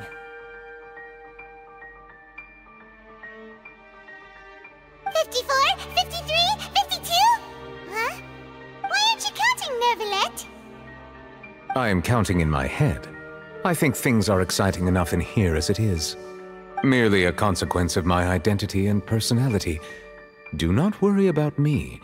Just enjoy the show. Oh, alright. You looked so serious that Paimon thought you might be feeling uncomfortable or something. 40, 39, 38! Mr. Linney, are you all right in there? Is everything ready?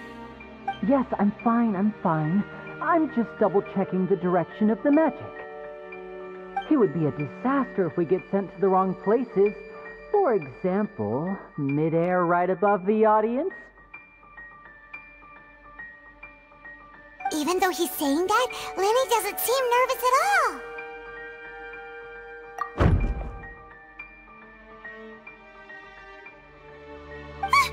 What was that noise? Did you hear it too? Not sure. Anyway, it doesn't seem like anyone's worried about it. 25! 24! 23! What's wrong, Mr. Linney? I can still hear you moving in there. I seem to have accidentally knocked over a decoration. I'm trying to fix it, but it's pitch black in here. I can't tell left from right. Never mind the decorations. There's no time for that. The show is what's important. No, that's unacceptable. I want my show to be perfect. Don't worry, we still have 20 seconds. Hear them counting? 19! 18! 17! It seems things aren't quite going as planned. I apologize, everyone. It feels like you're all starting to count faster, but that's all right. I know it can be tiring to do such a long countdown. 10 seconds and change is still plenty of time. 10! Almost there now. 8! Swapping two people is harder work than you might think. Even a master magician like me can't guarantee I'll get it right the first time. Hey, wait! Is this the back one? I can't tell. They both look the same inside. Huh? No, that's not it.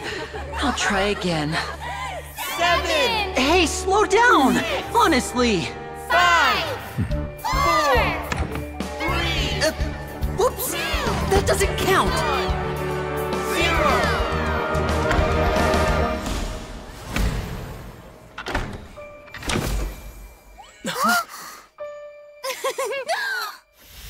Ta-da!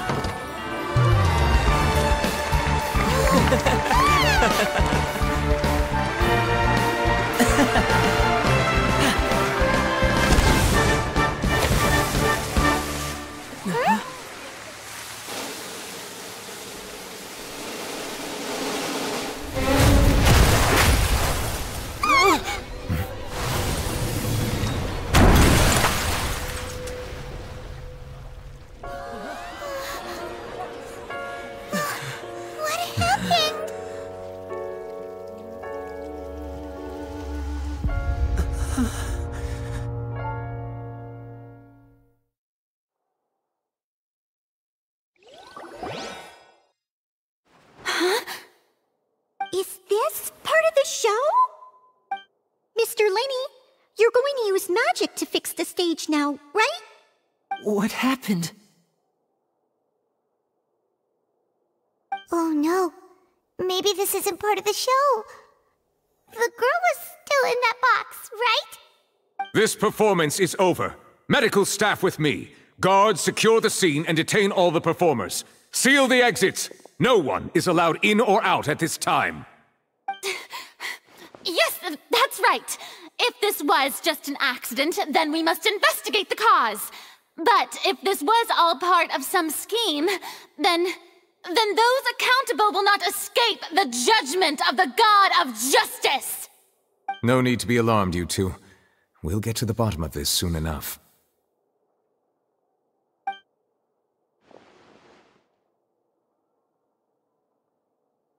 Unfortunately, the person who is in the magic box has been pronounced dead. His name was Cowell, one of the assistants in Linny's magic troupe.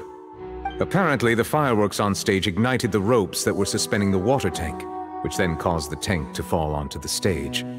As of now, we are still not sure why we found Cowell in the box, rather than the guest from the audience. And after an initial search of the area, the guards have confirmed that the girl is nowhere to be found. It appears that this incident was not merely some mishap with the performance.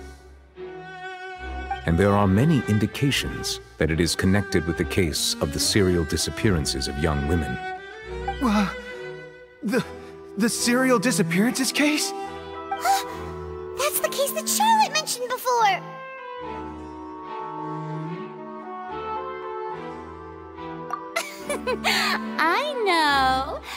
I know the truth.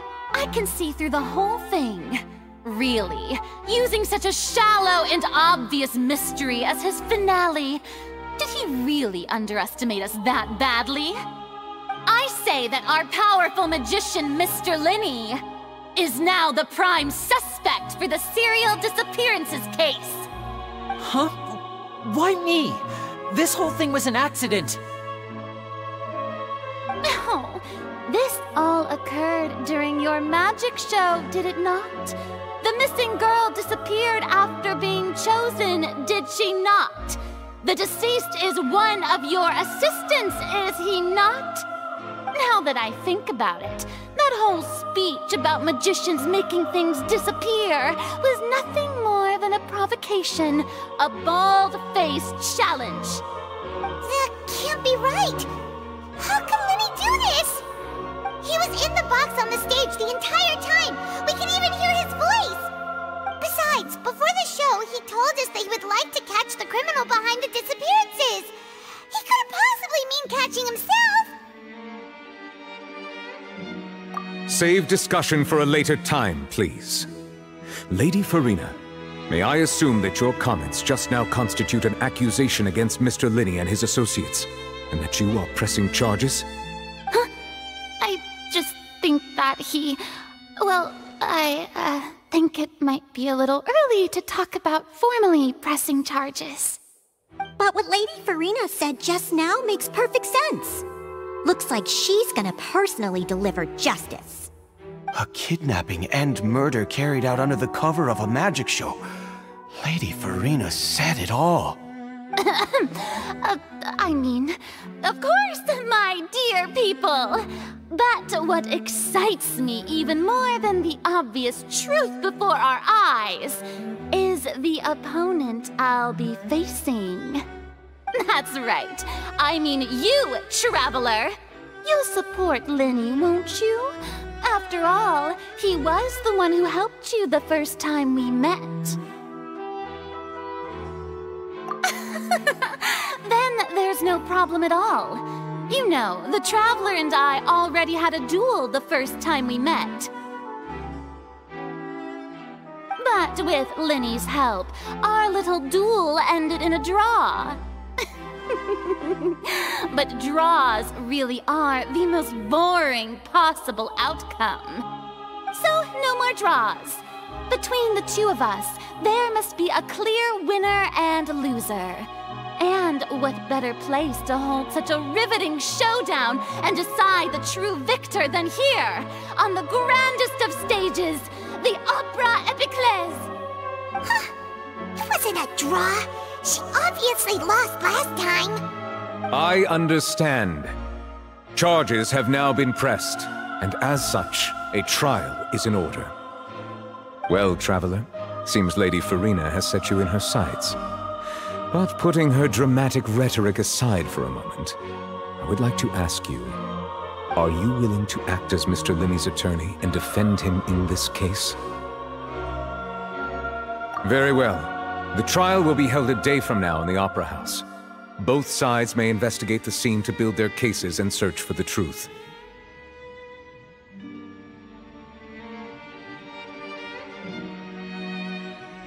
Linney and his troupe are all potential suspects, and shall remain within the Opera House. The audience may begin to leave in an orderly fashion once they have been cleared by the guards.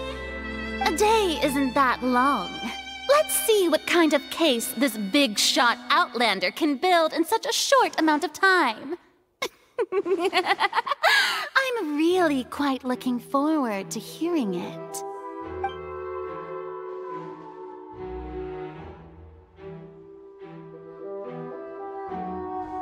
Linney!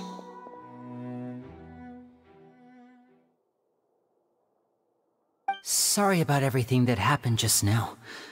Were you frightened? Of course! Who wouldn't be scared after witnessing an accident like that? Yeah, I'm a little shaken up myself. How could this happen? And poor Cal. I know you already claimed that you would defend me, but now it's just us talking. Tell me, do you think I could possibly be the murderer? Good to hear. Thank you so much for trusting me. I'm sure everyone sees me as the biggest suspect at this point. But, if you ask me, the whole thing is mysteries layered upon mysteries, such that all that's left is confusion. I don't know whether what happened there on the stage was purely an accident or not, and I don't know why poor Cal was in the box. As for how that girl chosen from the audience could suddenly disappear, I'm afraid I don't have any answers either. If someone tampered with my performance, then we need to figure out what they did. Even a skilled and knowledgeable magician like myself couldn't pull all that off in just 1 minute. Which is precisely why we need to investigate! As this book says, the impossible could not have happened. Whatever happened must have been that which is possible. Paimon bought them when we were reading at the bookshop in the city earlier. Pretty cool, huh? Don't worry, Paimon used her own savings to buy them. It wasn't from our travel funds. I think they look cute on you, Paimon. You have good taste, Lynette! That's the right attitude. Feeling depressed isn't going to help me now. I need to get back to my normal self. But with the guards watching our every move, it's going to be especially difficult for Lynette and I to prove our own innocence. Good thing you agreed to be our attorneys. Thanks for that. We'll be counting on you. Yes, thank you so much. Yeah, just leave it to us.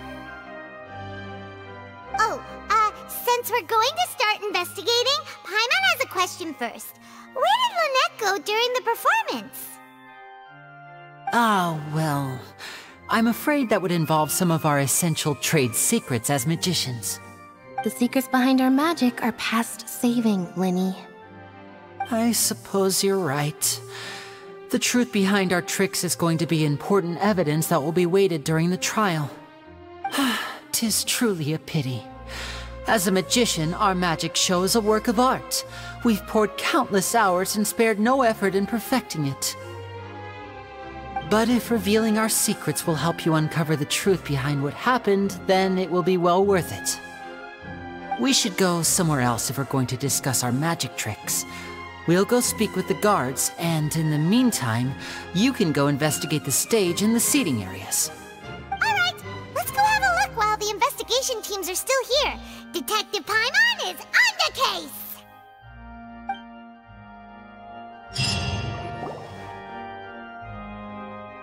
Hello, officer.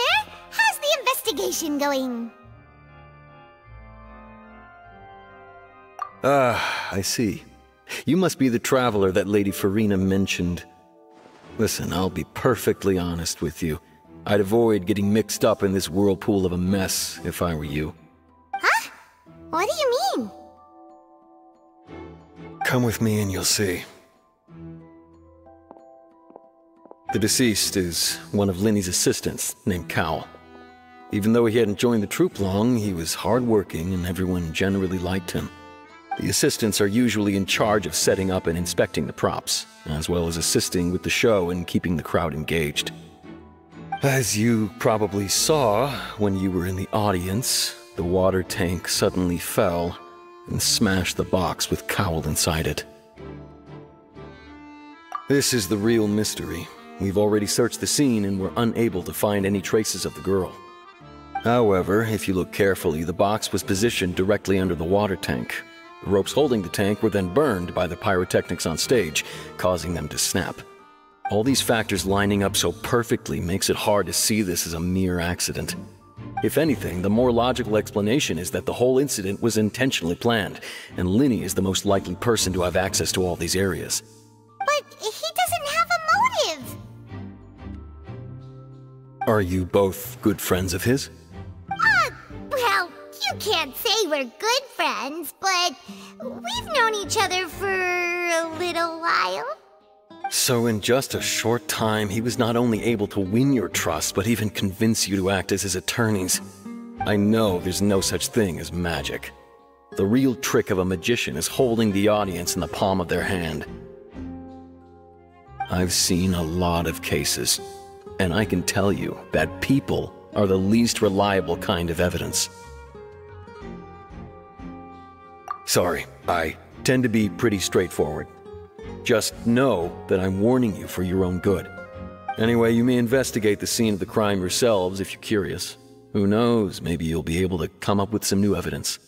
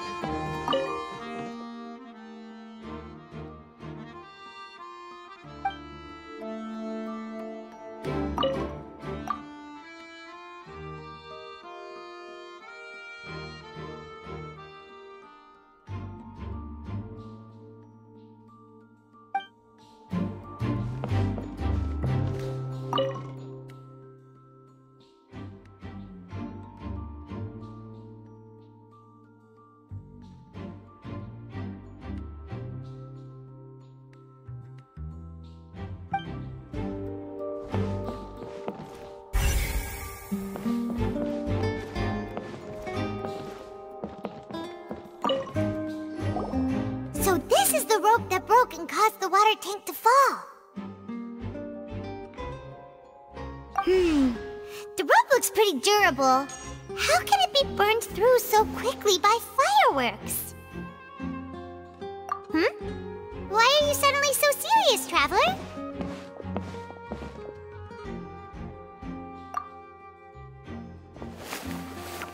Whoa! Look! This bit is made from different material! Most of it was burned away, but there's still a little bit of it left. Huh. So if a rope meant to hold something was made with that kind of material in it, then that means... Wait! Paimon should write all this down! Let's take notes!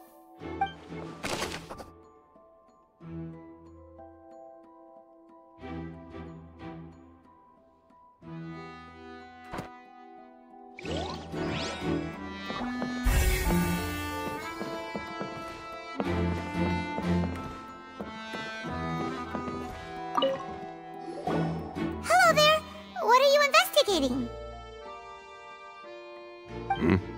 Oh, this location has also been cordoned off because the Magic Troop members are currently considered prime suspects. The investigation team is still collecting evidence.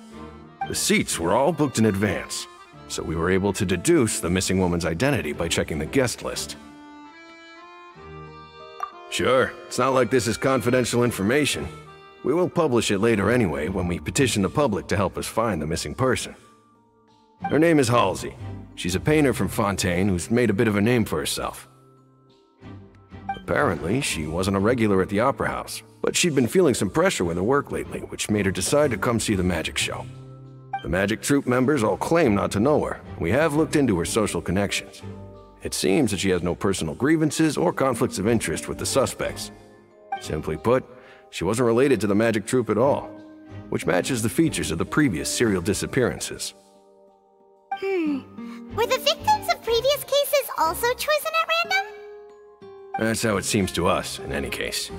Apart from the fact that they were all young women of around the same age range, there really weren't any other connections between them. Okay then.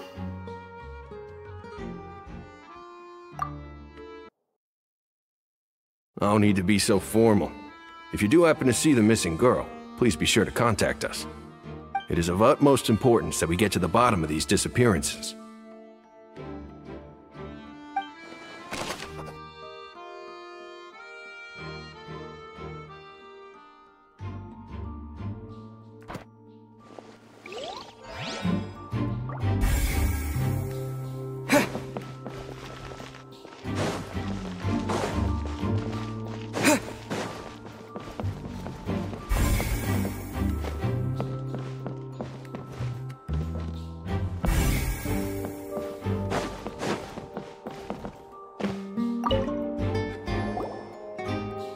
The investigation team has some new findings. Turns out there's an issue with the random number selector after all. See, I told you. What if the machine picked some big guy's seat? You think the murderer would have still made his move then? Sorry to interrupt, but we're helping Linny and Lynette with their side of the investigation. What were you saying about the number selector? There's something wrong with it? You're trying to help them? That'll be a tall order. Linny used the machine to pick a random member of the audience during his performance, right? The lucky girl that later disappeared. Well, we thought there might be a serious problem with the machine, so we had it taken away for further inspection. It turns out that the seat number it picked wasn't random at all. The machine picks that same number every time. I'm sure you already know that you have to make a reservation in advance to get a seat, regardless of whether it's a trial or some performance. In other words, Linny knew who would be sitting where from the very beginning. That much checks out. Linny reserved our seats for us too. Bet you see why I was saying it'd be tough to make a case for Linny. Even though it's bad for Linny's case, Paimon had better write it down.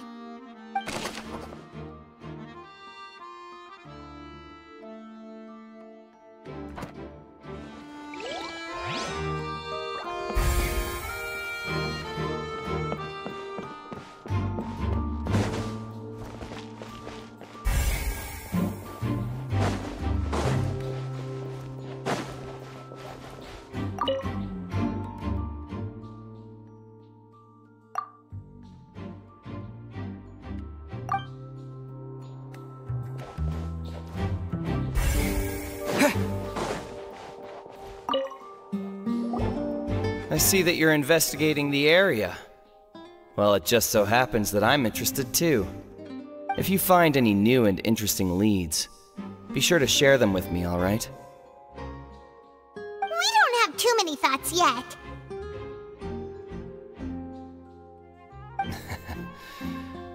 Then why don't I tell you my hypothesis first? The way I see it. And I'll start it with that loud thud. The thud?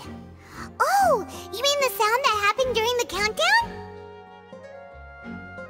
Yes, exactly. It wasn't terribly loud, but I suspect that most people heard it. It's just that everyone was awaiting the results of Linny's trick with bated breath, so no one paid it much mind. But now that the incident has happened, the thud has become an important clue. That makes sense. So, what do you make of it? I'm of the opinion that it may have been the sound of Linny's accomplice, Lynette perhaps, jumping atop the water tank or something like that. And when the pyrotechnics went off, she cut the rope, sending the water tank crashing down. But wasn't the noise we heard too loud for that? Perhaps the balance wasn't right, leading to a particularly rough landing. Oh, that's true. I suppose I must reconsider. That does remind Paimon, though. What was with that sound?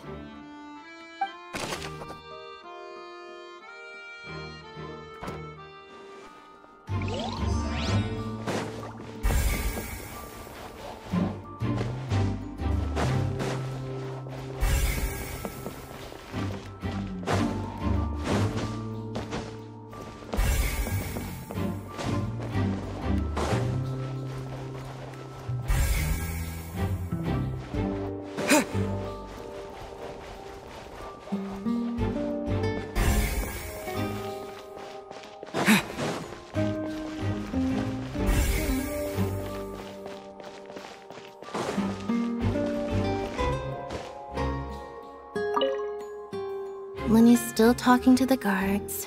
It seems he'll have a lot of explaining to do. I think someone will be assigned to monitor us later, but that's alright.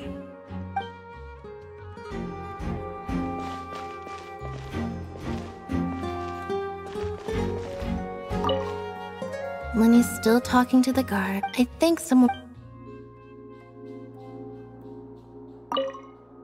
Linny's still talking to the guard. I think someone...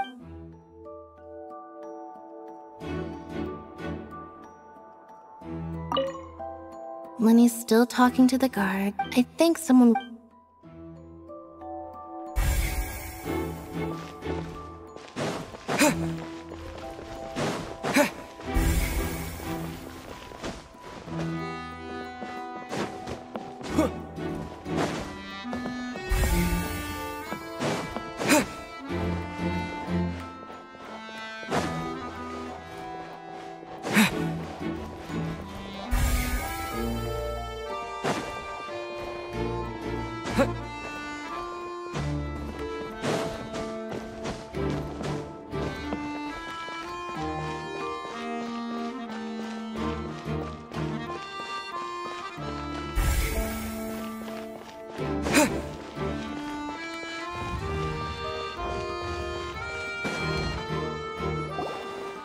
Hey, you!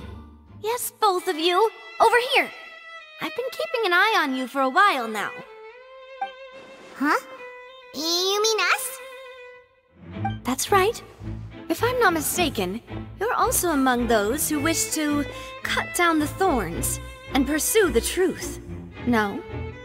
And by the looks of it, you're not from Fontaine. Well, you're right on the more about that one, but who are you? Have you never heard of the Spina di Rosula? From mediating disputes and providing protection to solving conundrums, you name it, Spina di Rosula does it. And I, Navia, have the honor of being its renowned president. Though those who play by our rules call me boss. I'm Silver, her attendant. Pleased to meet you. And I'm Melus. Demoiselle's various daily needs and affairs are under my purview. Huh? Boss? Demoiselle? What gives with the names? Well, I am the second generation president. Melus and the others are still used to my previous title. My apologies, Demoiselle. Should you prefer, boss, I will endeavor to use that instead. No, no need. You don't have to call me boss. Just Navia is fine. Okay, if you say so. Not that we're members of Spina Spina di Rosula anyway? All merely trifling details. Never mind. Now, back to the situation at hand. That's right. I've always kept an eye on the serial disappearance cases. My interest stems from a matter back from my father's time. Judging from the look of things, I find Lyney an unlikely mastermind. Really? We think so too! That's why we're looking for clues now! But how did you come to that conclusion? Intuition, naturally. My unparalleled intuition. Furina sure was quick to point the finger at Lyney without any decisive evidence whatsoever, wasn't she? But that's not uncommon for her. If you remember, the Justice had to interrupt her and ask if she was pressing charges just to keep her from getting carried away. Anyway, a trial begins the moment someone levels charges. And, of course, there was no way Furina was going to back down in that situation. Sounds more like you just don't trust the Hydro Archon. Well, what's your opinion? I must admit that she can be interesting at times, but liking her doesn't mean that I'll blindly agree with her. All right, I've answered your question. Now, it's time you answer mine. Wait a minute! Did that answer count? Well, I say it does. But don't worry, you won't hear any pointless questions from me. In your opinion, do you think it's right to treat a trial like it's an opera?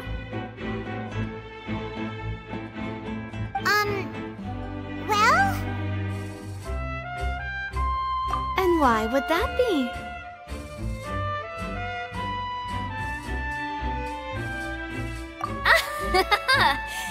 See, Silver and Maloose? I told you they'd be different. Most astute of you, Demoiselle. I too think that the Traveler's response was most excellent. No matter how wonderful the script or how fervent the audience's expectations may be, the trials that go on stage here must be based in fact. And if that can be done, boss, then... All right, that's quite enough, Maloose. Anyway, I like your answer. You passed with flying colors. Now, I need to make some preparations, following which our joint investigation shall commence. You two shall be my assistants. Wait! Since when did we become assistants? Oh, well, I can be the assistant, sure. Or your companion, if you like. I'm really not that fussy. That's more like it.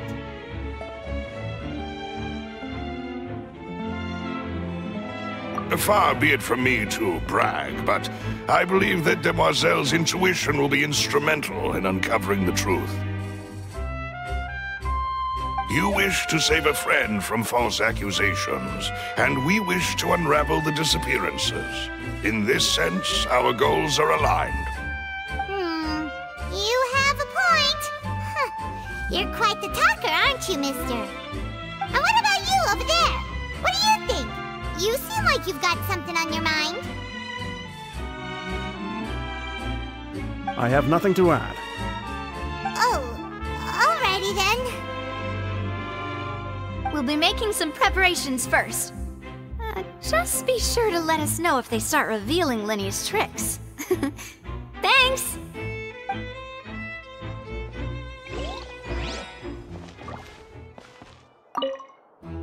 Speaking of that, I think magic shows would be very popular in Poisson.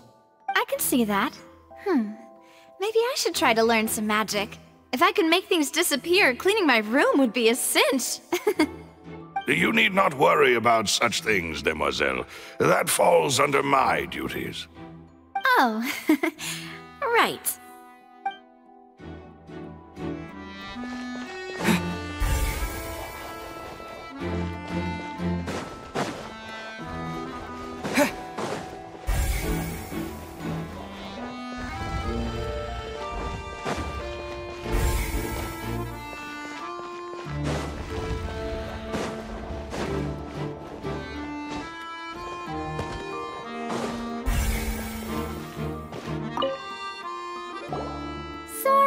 but no one can freely enter or exit the Opera House at the moment. If you wish to leave, you must register your identity with us first. No, we're not leaving. We're representing Lyney and Lynette as attorneys, so we're investigating the case. Were you always guarding this entrance? Yes. After the Chief Justice gave the order, everyone coming in or out must undergo a strict inspection. So, the missing girl couldn't have left from here. At least, not from that point on. I doubt there was much opportunity then, either. How can you be so sure, Well, because I was in charge of security near the entrance at that time. I couldn't see Lyney's performance from here, which was quite a shame. Just my luck. But still, I did not abandon my post, and I stayed put no matter how loud the applause was. If someone had so much as even approached the door, I would have noticed it, let alone if they had tried to leave. We Melusines are good at that sort of thing, you know. So, it's safe to say the girl couldn't have left through here. Alright, thank you for your help. This will be useful info.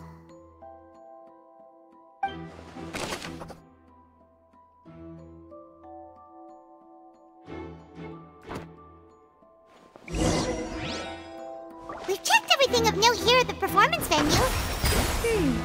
Paimon wonders how Lyney's discussion with the guards is going. Let's go see, shall we?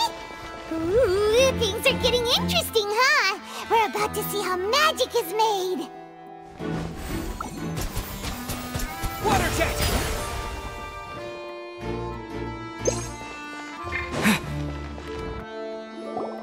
Understood. Then I will be going with you. Just so you're aware, I will be monitoring your actions and making notes as necessary. Very good. Thanks for being so agreeable. I'd pull a rose out of my hat as a gift for you if I could. You may spare the pleasantries. I'm just doing my job. You've arrived. Who's this? Me? I'm Spina di Rosula's guardian angel. If you've got a problem, I've got the firepower. Sorry, I got a little carried away there. Call me Navia. I'm a partner of theirs, and will be helping investigate this whole situation. And these are my companions. Would you mind if they join as well? Fine by me. Oh, new helpers? I would be most grateful. Well, let's just say we're tagging along. It's not every day you get to see the secrets behind magic performed on such a large scale. I appreciate your kind interest. Come with me. We'll be heading below stage.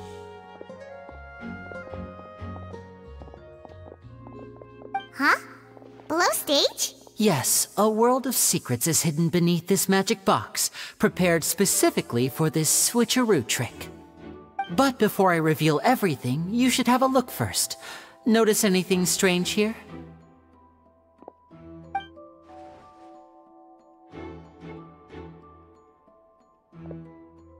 I'm not trying to be dramatic. Remembering the details of a trick will help you understand the methods used to perform it more easily. Huh. Weren't there balloons and other decorations here? Where did all that go? Ah, good eye. That said, you're still far from discovering the answer. The back? You mean the inside of the door? What's different about it? Paimon didn't notice anything. Very good indeed.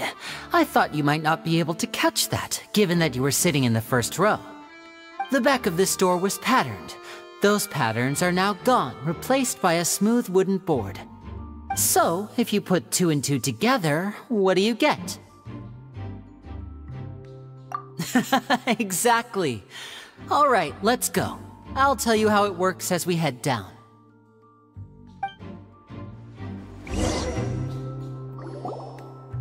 Oh, so there was a passageway under the magic box! I knew you'd figure out most of it as soon as you saw this place. The 2 magic boxes are positioned right above the 2 entrances of the tunnel. See this flatbed trolley? The box with the lucky audience member in it would be shuttled over to the other side using the trolley. This trolley can raise and lower and even rotate, ensuring that the box will face in the right direction. I see. So that's the purpose of the box inside another box. Precisely. The inner box would descend after the audience member was put inside and be moved along the trolley, all while the outer box would remain on stage as if nothing had ever changed. So that's how you did it! Once the box was lowered, the trolley would store some energy through this device here, with which it would complete the rest of the steps. The audience member would only be able to feel some slight movements in the dark, and by the time she walked out, she would already be back on stage. Right! You were talking that whole time, and you even came out for a moment near the end! Ah, yes. A phonograph operated by Lynette was used to achieve that effect. My assistant and I had already scripted our conversation beforehand. When the countdown began, I had already gone to the opposite box via a tunnel using that ladder. And what about Lynette? Where was she? I was in the mezzanine space in the back of the box. Oh, interesting! That's how we were able to coordinate Linny's lines with the assistant. And, by the way, I was the one who walked out of the box at the end. I mean, we are twins. All it takes is a change of clothes and no one can tell who's who. And that's my favorite part of this trick. Only Lynette and I can perform it. So that's how it all worked! Wow, every detail you revealed was more amazing than the last! Lynette would briefly walk out of the box and then go back in, jumping into the tunnel and escaping before the box on the trolley could finish ascending. And then I walk out of the other box in the audience area, and the trick would be complete. The operative word here being would. But as you saw, Cal was in the box, not our audience member. She, on the other hand, mysteriously vanished. We really don't know how that happened. If not for that interlude, this would have been an astonishing trick. I probably never would have figured out how you pulled it off. And yet, to think that someone was able to use this magic trick to commit a crime.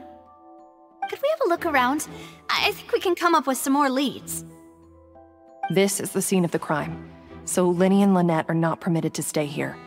I'll escort them back up. Yes, of course. No need to be so strict now. I won't disappear into thin air, you know. Thanks, everyone. We're counting on you.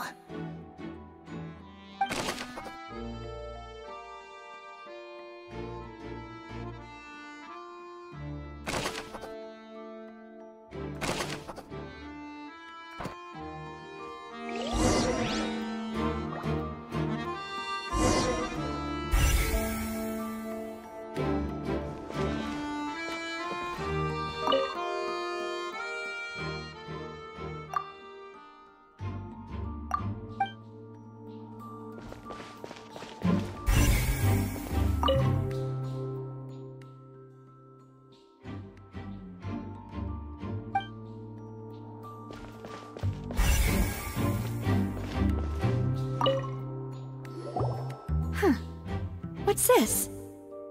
Looks like a hook tied to the end of a rope. Huh? There's all kinds of odds and ends here. Perhaps it was a prop for a different trick.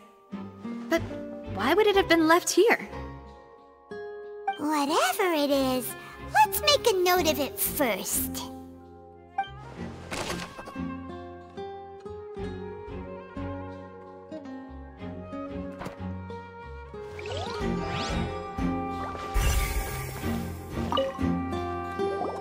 The floor is wet. Please be careful not to slip. Speaking of which, why would there be water here? Oh! Paimon knows! It's one of those tricks where you pour water into a jug and then flip the jug over only for the water to disappear? And here's a broken vase! Huh. Did the trolley knock it down while moving? That can't be. The trolley moves along tracks from start to finish. It couldn't have hit the vase at this distance. Let's note this down too and think about it later.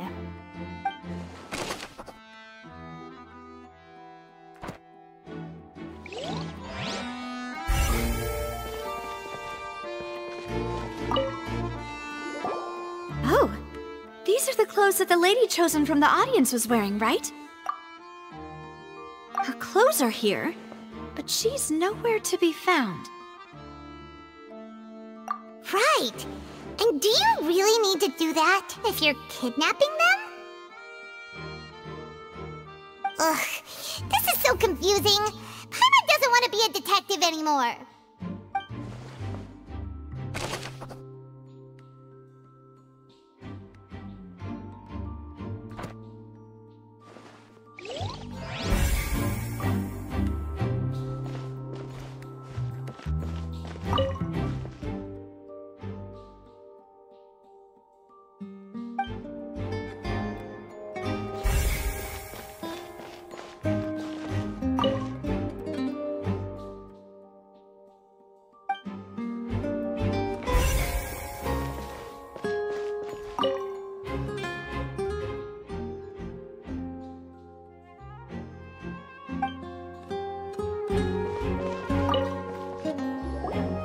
What is this place?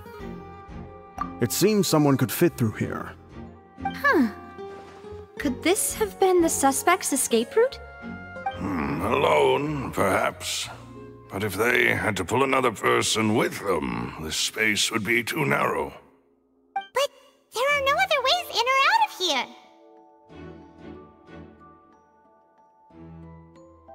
Oh, you're right! Let Paimon write that down.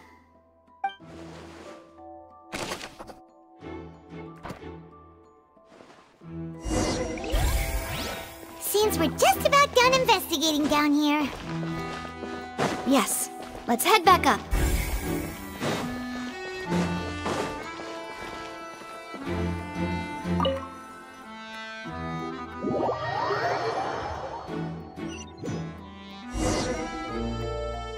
Well, we've ascertained the state of the crime scene. Let's find a place to sort out our findings once Malus returns. Seems to me that there are several things that don't add up here. Apologies for the wait, demoiselle. So, what did the guards say? Did the criminal escape through the vent? They believe the odds of that are very low, since the vent leads to the Opera House's basement. The guards have checked the area carefully. No one left through the basement during the performance or after the incident, and no one was found hiding there. So the tunnels become like a secret chamber then! You know, like the kind you usually see in novels! The plot thickens. Halsey's disappearance and Cowell's death are both quite inexplicable. No wonder Furina was so confident in her accusation. All the current evidence points toward Lyney and Lynette. In other words, the charges are very likely to be upheld unless we make some considerable progress. Charges and then trial. So if the charges are upheld, they'll announce a sentence? That's right. This is how a trial goes in the Opera House. During the proceedings, the Chief Justice and the Oratrice will hear statements from both sides. That's right. This is how indemnitium is produced. The statements from both sides, the defenses from attorneys, witness testimonies, and even the audience's emotions will all be projected on the Oratrice. To put it simply, it's as if the Oratrice has its own will, and is a judge in its own right. This also precludes any kind of favoritism on the part of the Chief Justice. Not that this has ever happened anyway. Once both sides have finished speaking, the Chief Justice will make his final decision. This, too, will be used by the Oratrice as a reference. Then, finally, the Oratrice will be consulted by officials. The result it returns is the will of justice itself. Huh? So that machine is the one that actually decides? Paimon thought Neuvillette called the shots. In practice, there is very little difference. Both have always come to the same judgment, which is why people have great faith in the Chief Justice. Ah, yes, the guards also asked me to convey that none of us will be allowed to leave this place before the trial. Huh? Why? Because we've chosen to act as the twins' proxies. That makes us persons related to the case. They're concerned that we might be colluding with outside parties, or that we might find outside help to disrupt the case.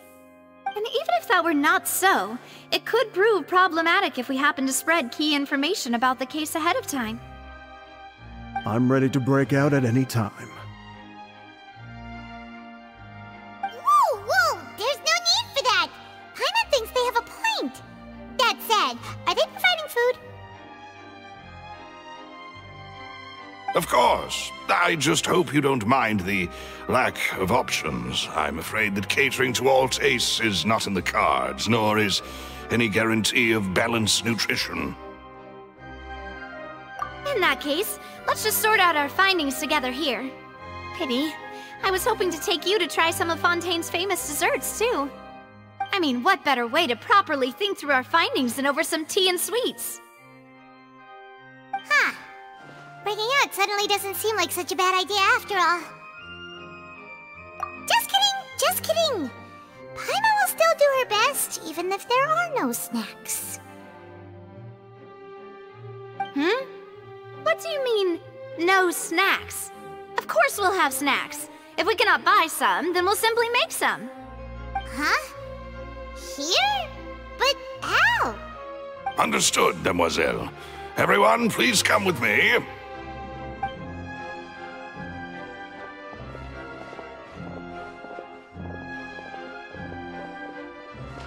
Wait, you're carrying a portable stove with you? Yes, I must be prepared to meet the Demoiselle's baking needs whenever the fancy strikes her. I have eggs, sugar, and almonds at the ready. Good work, you two. Then I'll get to it. Please sit tight for a moment. You'll get to taste my awesome snacks soon enough. These three are quite the interesting group.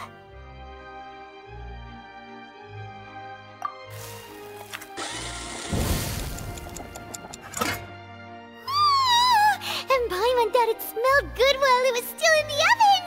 Oh, it's even better now. Paimon can't stop drooling.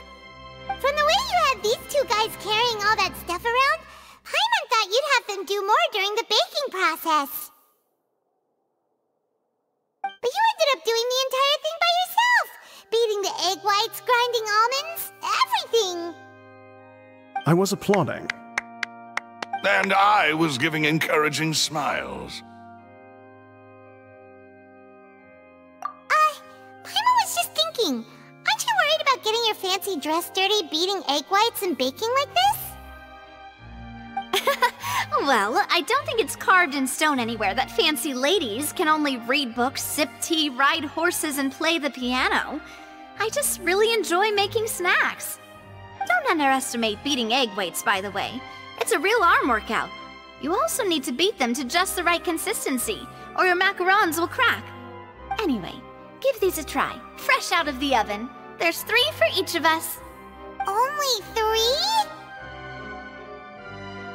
Well, eating too many sweet treats might send all that sugar to your head. You wouldn't be able to think clearly about the case on a sugar rush, would you? Tea is ready to be served as well. This is Demoiselle's favorite, strong black tea with a floral fragrance that clears the mind and lifts the spirit. No need for concern. I'm merely doing as I should.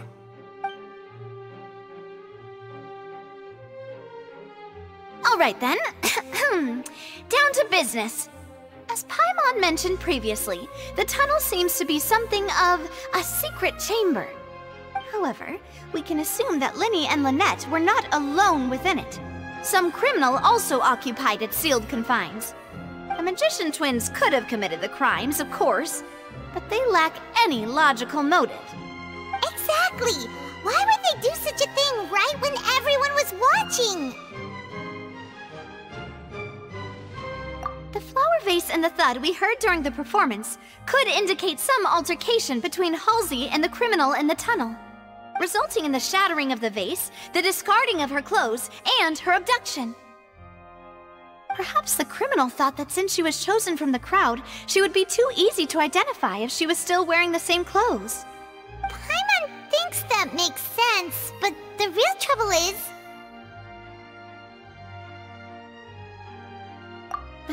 True.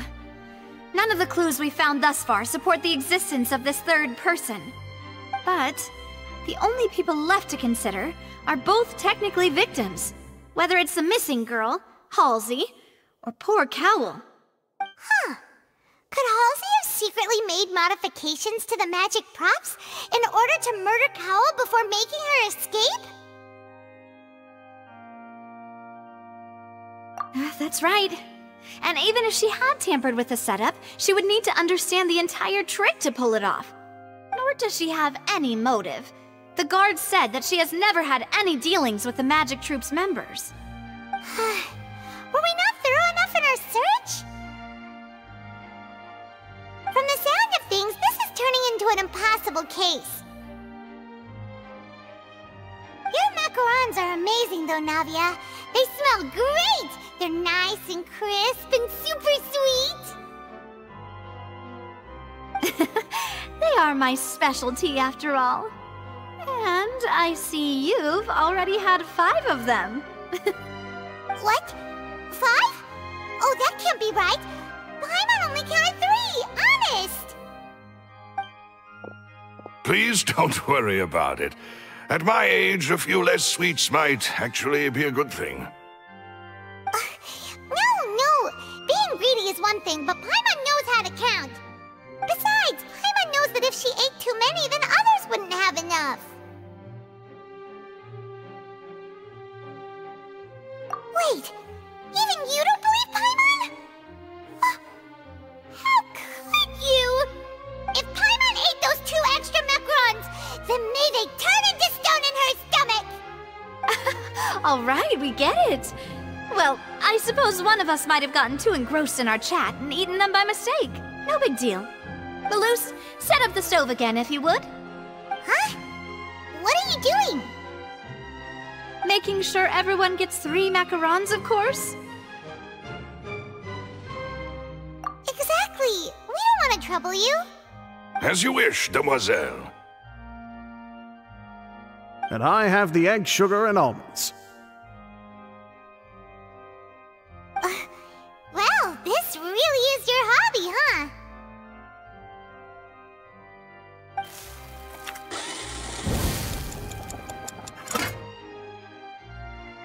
Well, that's it for snack time. I'm going to have another look around the area. I don't know what we're looking for yet, but we've still got some time. As attorneys, I suggest the 2 of you think the case over again. It would be awkward if you got all tongue-tied on stage during the trial. Alright, thanks for your help, and for the snacks. It was nothing. A small task for the Spina di Rosula. Silver, Malus, it's time to go. I'll be back if I find anything new.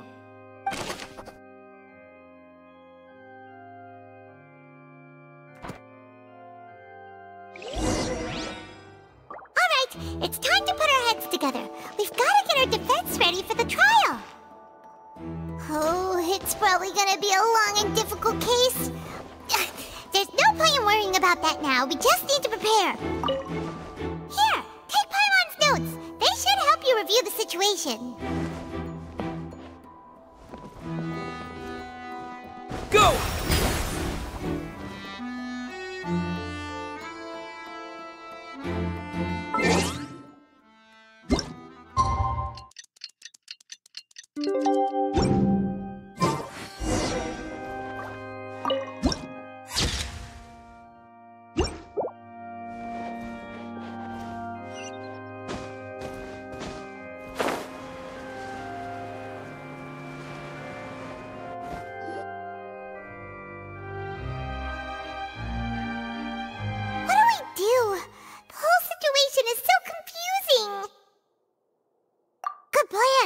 Impossible things don't just happen. We'll get to the truth one way or another.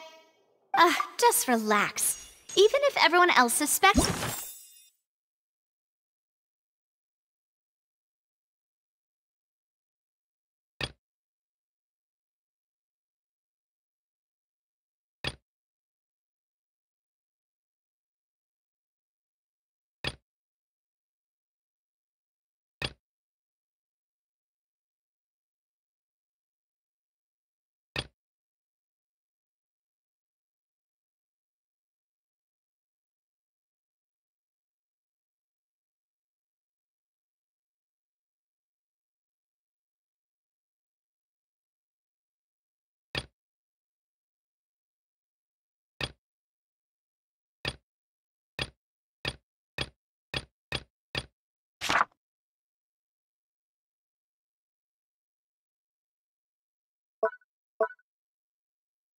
Lenny and Lynette, at least we will be supporting them from the stands. Besides, I doubt Farina understands any more about what happened than we do. Thanks, Navia. Well, we'll be going then. Best of luck to you.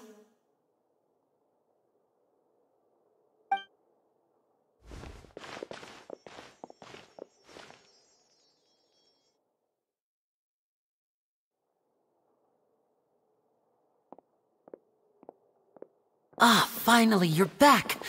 Well, how did your investigation go? To be honest, you might be disappointed. No. We're already very grateful that you were willing to help. Well now, don't you all look disappointed. Don't tell me that your investigation came up empty-handed. That was to be expected, of course. The guilty can never produce proof of their innocence. But don't let that stop you. I shall be terribly disappointed should you, my most anticipated foe, concede so easily. Since both parties are present, I declare that the trial regarding the magic show incident is now in session. Firstly, in order for the audience to understand the causes and results of the incident, could we please have Mr. Linney explain the trick? Yes, of course. I will explain while Lynette demonstrates on stage. All the necessary items have been prepared.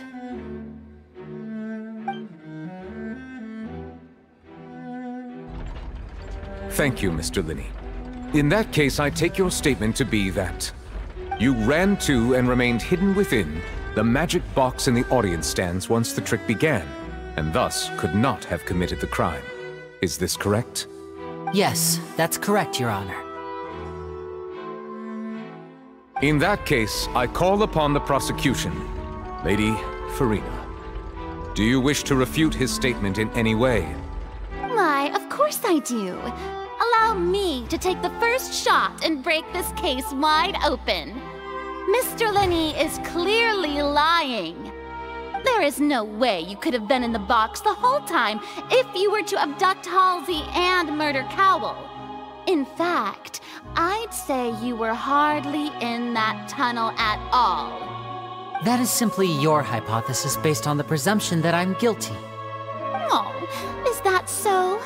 And if I may ask, what did you hear while you were inside your box? The roaring countdown of the crowd, of course. That's how I kept track of the time and built anticipation for the finale. And you didn't hear anything else at all? Nothing that might leave an impression of any kind? No, nothing. I see. But when the count reached 30 seconds or so, there was a thud. One so loud that I believe practically everyone heard it. Huh? Hey, hang on. Something's not right here.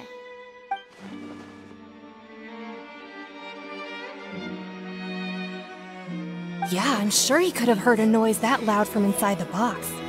I was right by the box and I definitely heard the thud. Look at those scales. Could those mean...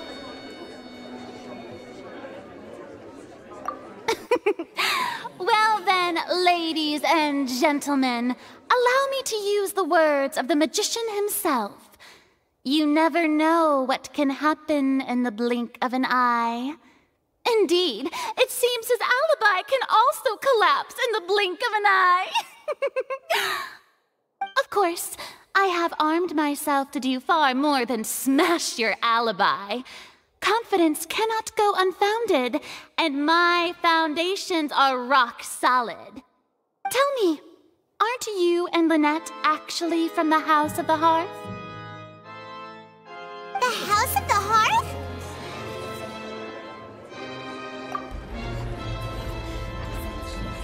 No wonder they did something like this. So the serial disappearances were the Fatui's doing. Now it all makes sense. I've got a feeling that what happened on stage probably wasn't just an accident. That's irrelevant. Our identities have nothing to do with what happened. Indeed. Then perhaps you could tell us everything that happened during that 1 minute. Your first priority is to prove yourself innocent after all. I'm sure there is little that needs to be kept secret now. Unless your script already has holes in it. The Outlander is speechless. My, oh my, don't they look flabbergasted? Now comes the infighting and discord, I suppose. This was almost too easy. Good thing I made all those preparations. Seems the all-nighter I pulled last night is really paying off. Hey, Lyney! Why didn't you tell us this before?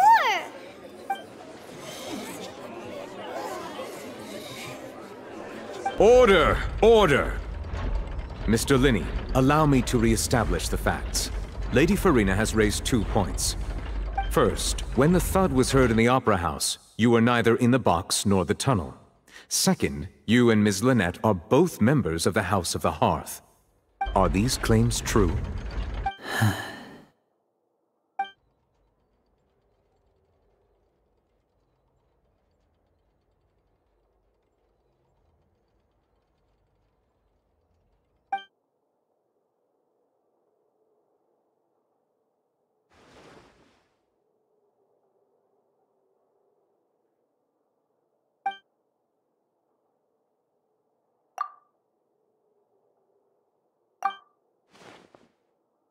Please answer my question, Mr. Linney.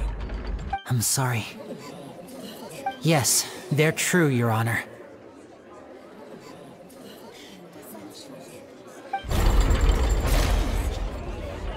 I knew it! Well, that's it. We might as well move on to the sentencing already. What should we do now?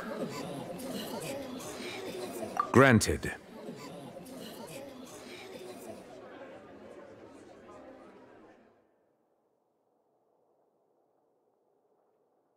In that case, what is your request? Is that really necessary? They're already as good as guilty. The defendant deceived their own attorneys. What is there left to discuss? Order! Order, I say! Your request is reasonable, and we shall adjourn. This trial will reconvene in 1 hour. So you would stick to Mr. Linney's defense even after knowing what you do now? You certainly have more professionalism than I thought. In that case, my dear audience, let's allow the joy of victory to steep for a little while longer.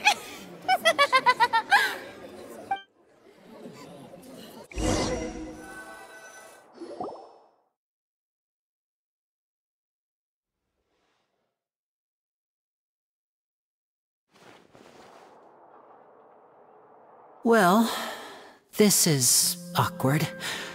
I didn't think the Hydro Archon would dig all that up. I'm sorry, Traveler and Paimon. Yeah, sorry. Paimon doesn't know where to start. We trusted you two. We based our entire reasoning on the assumption that you weren't bad guys. Not to set the wrong tone or anything, but Paimon's really mad! I'm very sorry. I know you're angry, and reasonably so, but please, let me explain. I know you've clashed with the Fatui several times before. I wouldn't be surprised if just hearing the word is enough to make you upset. But our organization is very, very large, and the Harbingers have very different personalities and goals. Right now, we want to save people. As many as we can. That's right. I'm sure we're on the same page when it comes to this nation and the disaster that its people might face. I knew if it weren't for our respective identities, we could become good friends. That's why I didn't wish to flat out lie to you, but chose to hide some details instead. The truth is very important, but being completely transparent about everything would see us spending more effort than we need to. Right. So, you be the judge. Heck, if I were you, I fear that I'd even struggle to trust me at this point. You met a Fatus who works as a magician, a trickster by trade. All by coincidence, too. But still, I'm asking you to trust me. I am no criminal. At least, not in this case. Sorry. Please forgive us. Well, you both say that, but...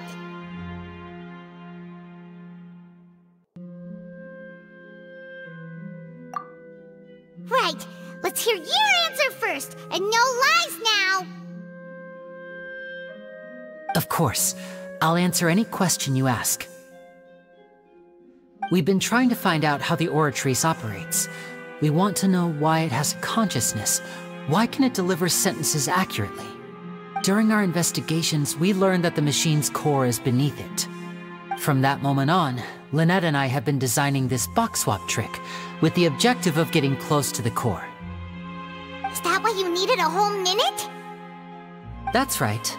In truth, the audience would take about 75 seconds to count down from 60, while I would only need 15 to get to the opposite box. So, after jumping into the tunnel, I accessed the Opera House basement via the vent, and went to investigate the room in which the core is stored. That air vent was created during the construction of the tunnel specifically to execute this step. Well, nothing. As soon as I reached that room and was about to investigate, I heard someone's voice. Which should have been impossible, of course. I was quite certain that I was the only one in the room. That voice seemed to recognize me and tried to speak to me. I chose to err on the side of caution and retreated the way I came. On the way back, I saw the broken vase and the clothes on the ground, but the countdown was almost finished, so there wasn't time to give it any thought. After that, the homicide occurred just as you saw. Well, that explains why you didn't hear the thud.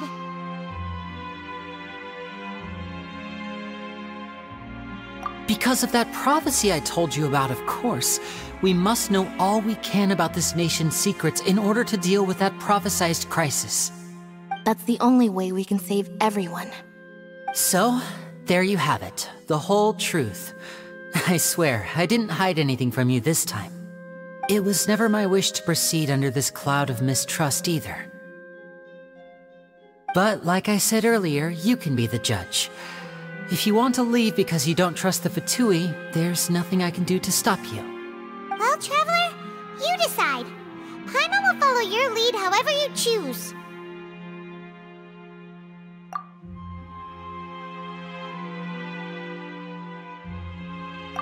Okay, thank you. Thanks for giving us a chance. The current problem is that the scales are tipped pretty badly against you two. If we want to refute the Hydro Archon's accusations, we're gonna need a seriously watertight defense. Huh?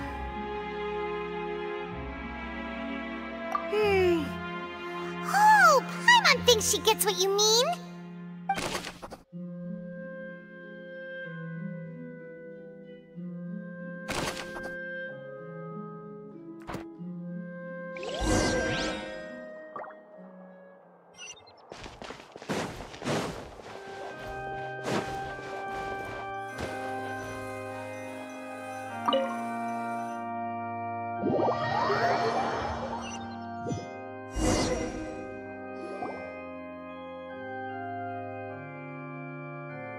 Both parties have returned to their positions. Let us continue the trial. When last we left off, Mr. Linney acknowledged the new evidence presented by Lady Furina as fact. Therefore, Lady Furina may continue stating her reconstruction of the events. Ugh, that took long enough. Now then, if everyone would lend me their attention. At this stage, let's revisit that scene from Linney's perspective.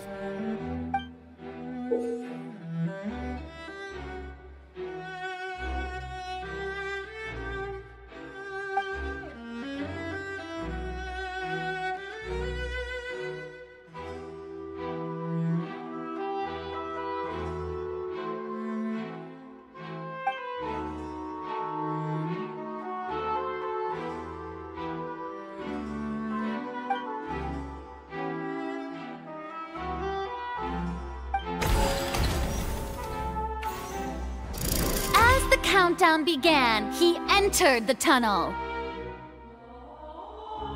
When the flatbed trolley passed, he opened the box and got into an altercation with Halsey, which caused the loud thud. He did not realize that the sound could be heard by everyone in the opera house, which is why he claimed earlier that he could not hear the sound. Finally, he used the vase to knock her out, before making her change clothes to prevent others from recognizing her. At this time, Cowell arrived in the tunnel, having heard that strange noise, and caught Linney red-handed. So Linney proceeded to knock him out too before stuffing him into that box. Afterward, Linney passed the unconscious Halsey to his accomplice through the magic box in the audience stands, before operating the devices such that Cowell's death would be ruled an accident. And there you have it. That's the truth behind what happened. Does the defendant's side have any objections to Lady Furina's description of the events? The key to refuting Lady Furina is the order of events, what Linney experienced, and what he saw.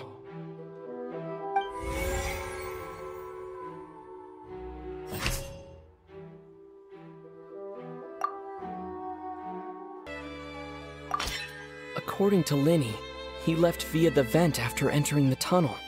He couldn't have had that altercation with Halsey.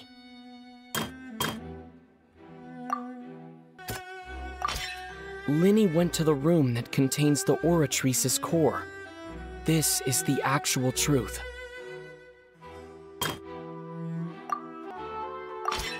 Linney did not take part in the underground altercation. He only witnessed traces of the aftermath. Attention! Ace Detective Paimon has something to say! When the countdown started, Linney did indeed go into the tunnel. But he immediately used a vent to access the Opera House basement, which is where the underground core of the Oratrice is stored. Once he reached that area, he heard a voice in what should have been an empty room. Since he felt something was amiss, he returned immediately. The crime scene had already developed by the time he reached the tunnel again, and in order to complete the magic trick, he did not remain there for any length of time. Finally, he reached the surface, and that was when the accident happened from his point of view. Therefore, he's innocent!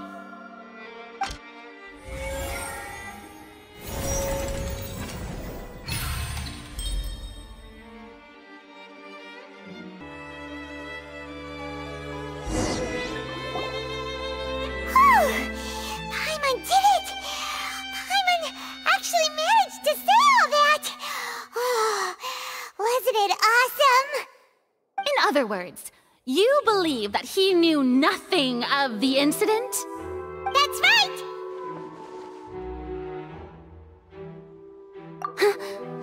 My reasoning?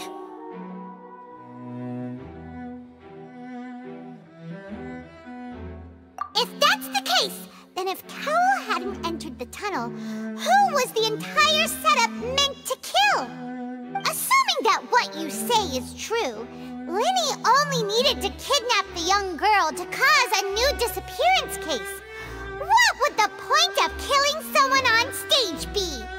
Oh, they have a point. That's right, you tell him! And that's why they're partners of mine. They've managed to turn things around. Oh, well, your denial is very strident, I'll give you that. But what proof do you have to back your claims? Of course I do. If he had been in the magic box the whole time, how could he have not heard that sound? Why do you ask? You're saying that he wasn't?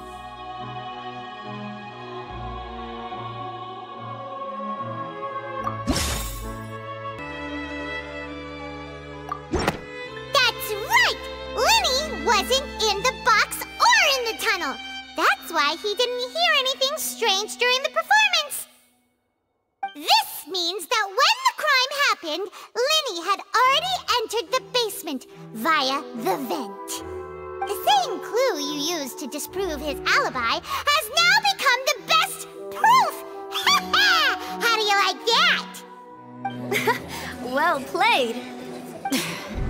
To think you'd use such logic. Well then, if it wasn't Lyney who committed the crimes, then who was it?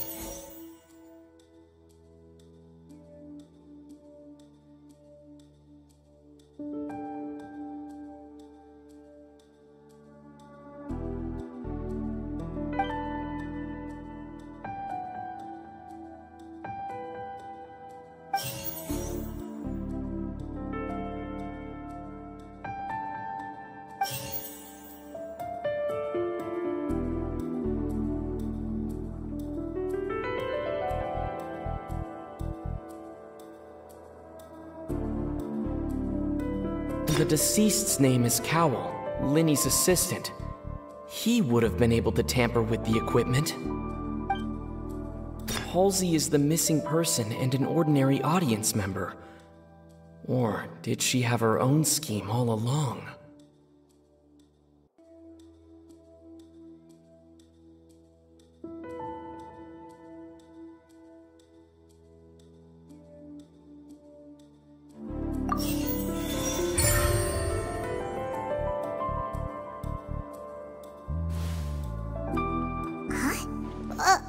That can't be right. Are you serious? The killer was, in fact, Cowell, the deceased! Oh, is that so? How interesting! Let's hear your reasoning then. What I must do next is recreate the truth. what Cowell did, and how he went from would-be perpetrator to victim.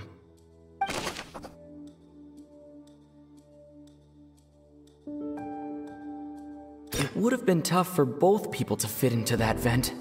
They would likely have bumped into Linny as well. Linny was not in the tunnel at that moment, which gave our criminal ample time.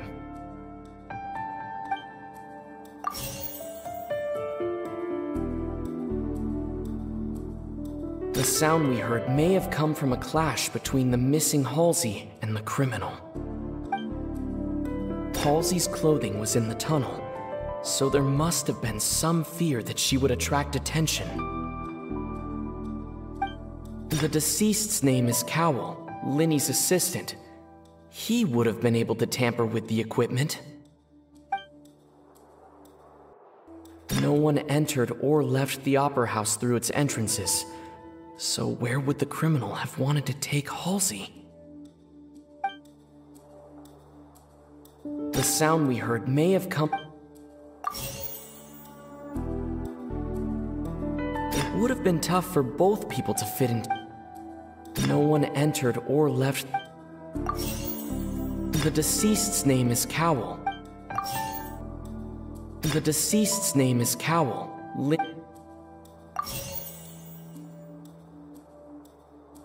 It would have been tough for both people. No one entered or left. It would have been tough for both people.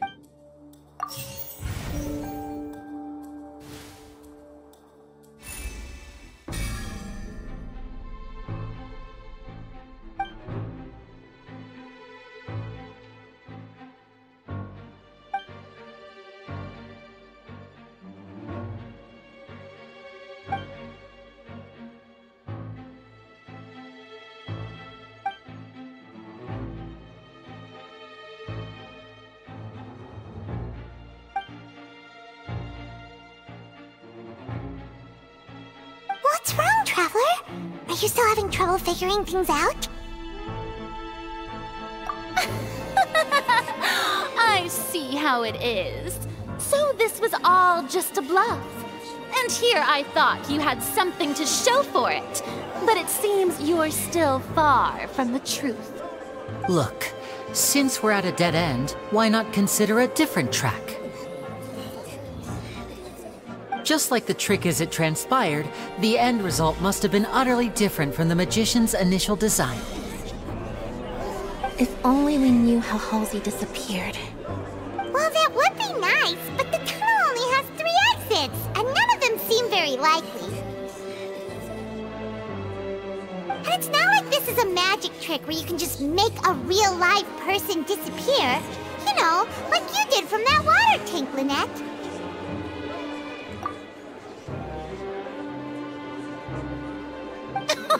Excuse my interruption, dear opponents, but do you not see that the crowd is growing impatient? There is no greater sin in this opera house than an awkward delay in the performance.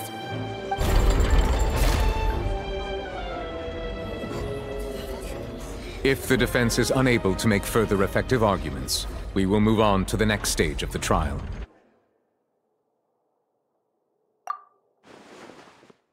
Linny was not in the tunnel at that moment, which gave our criminal ample time. The sound we heard may have come from a clash between the missing Halsey and the criminal. The deceased's name is Cowell, Linny's assistant. He would have been able to tamper with the equipment.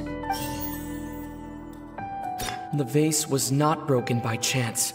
It was used to cover important evidence, the water.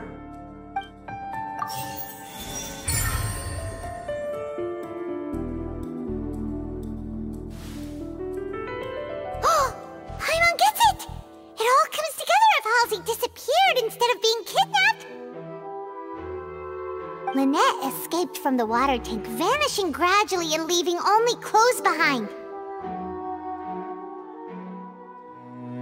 If there's a similar method where a person could be transformed into water...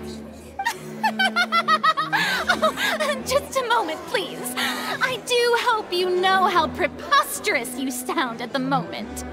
How could a person ever be transformed into water?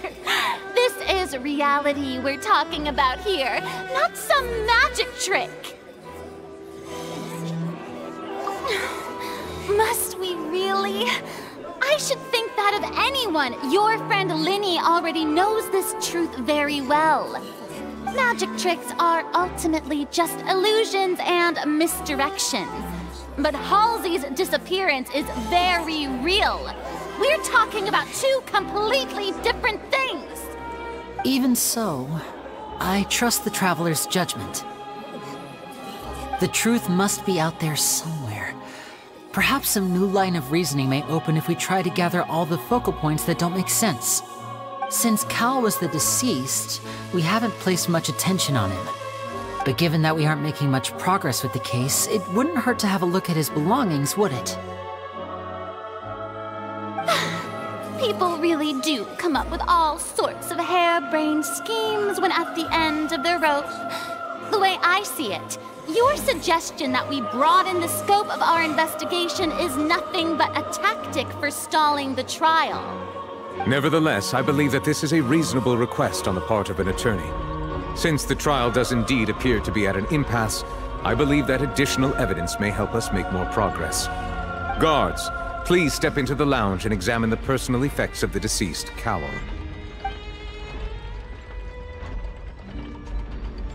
We are still examining the items, but we have already made critical progress that we feel must be shared with everyone post-haste. We discovered several test tubes of fluid within Cowell's baggage, each labeled separately. The notebook in his backpack claims that these fluids are water from the Primordial Sea. The Primordial Sea? The note's contents also indicate that Cowell belonged to an organization that sells illegal drugs and that he had an accomplice. The notebook has many entries concerning safe usage of these fluids, in which the keyword dissolve appears many times. One of these tubes was labeled Opera Epiclese, along with yesterday's date. It is empty. The notes also state that these dissolution properties work exclusively on people from Fontaine. It's likely that Halsey was chosen as some sort of test subject. As such, we believe that the defense's hypothesis is, in fact, supported by sufficient evidence. You've got to be kidding! People dissolving into water? Could something so ridiculous actually be true? Wait a moment. This reminds me of a certain prophecy, but it's just a coincidence, isn't it? Huh. If people can become water, does that mean that the water tank's real use was as a means to hide water stains? And if Cowell was targeting that girl... Wait just a minute. Could that mean... You two, with me, quick! Demoiselle, wait! What about your partners? Let's go. Just trust me. Order! Order! It is undeniable that further examination of the deceased's personal effects has yielded some surprising results. But we cannot yet verify the veracity of these clues. Still, let us assume that these clues are indeed authentic, albeit with the understanding that Ms. Halsey has yet to be found. Guards, please continue examining the items along these lines. Mr. Lyney, it appears your hypothesis is supported by the evidence, so please continue speaking. Of course. Thank you, Your Honor. If we uphold this hypothesis, I believe that many of this case's seemingly unrelated clues can be connected together. Right! Like the metal hook! That one didn't make sense at all. Let's think about this. Cowell's methods must have something to do with that water from the Primordial Sea.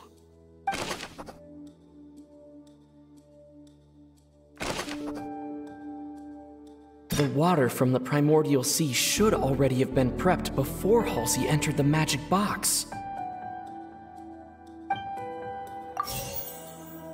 Now it seems like the hook rope was not meant for another magic trick, but was instead some form of triggering mechanism. The deceased's name is Cowell, Linny's assistant. The rope that helped... The deceased's name is...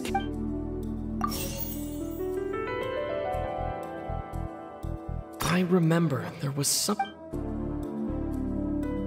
Lynette was in the magic...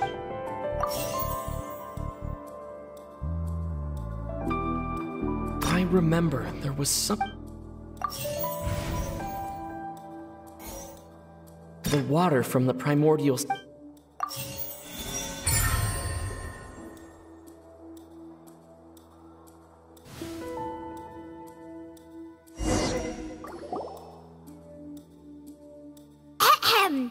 Ace Detective Paimon's time to shine again!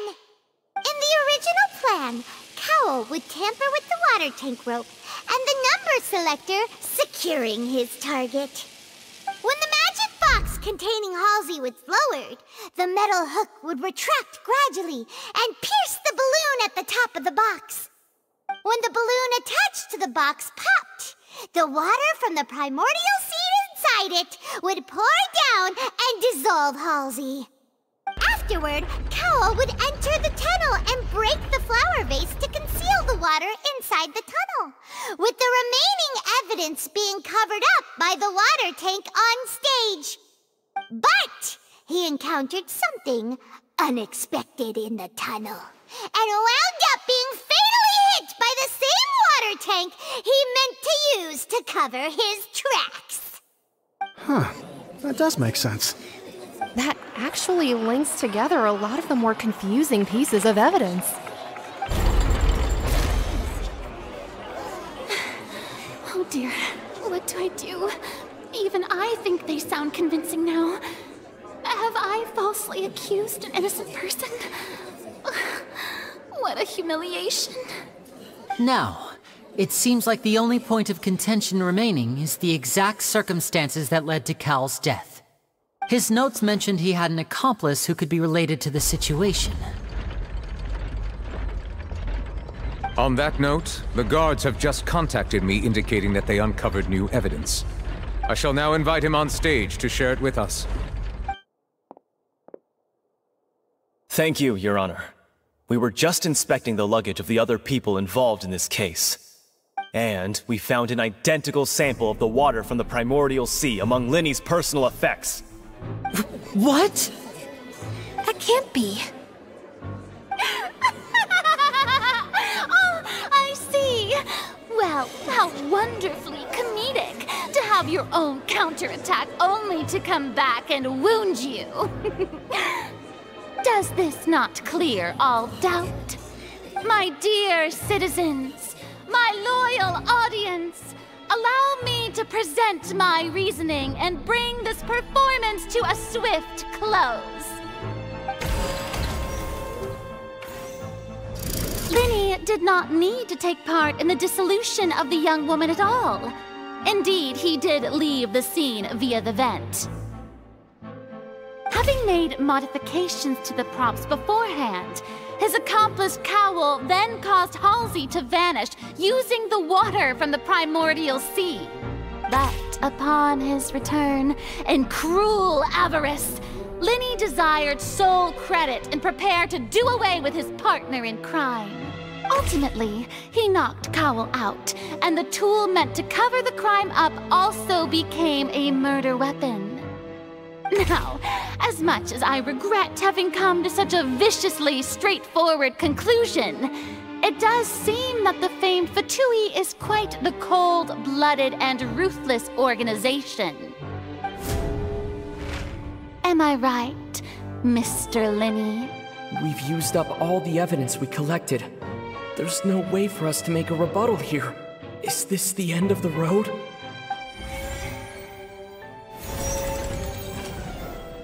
Oh no! Paimon can't think of anything either. It doesn't look like there's any way around this. Seems using the water as new evidence was too good a move. Why did this have to happen now? I think we've all seen enough now.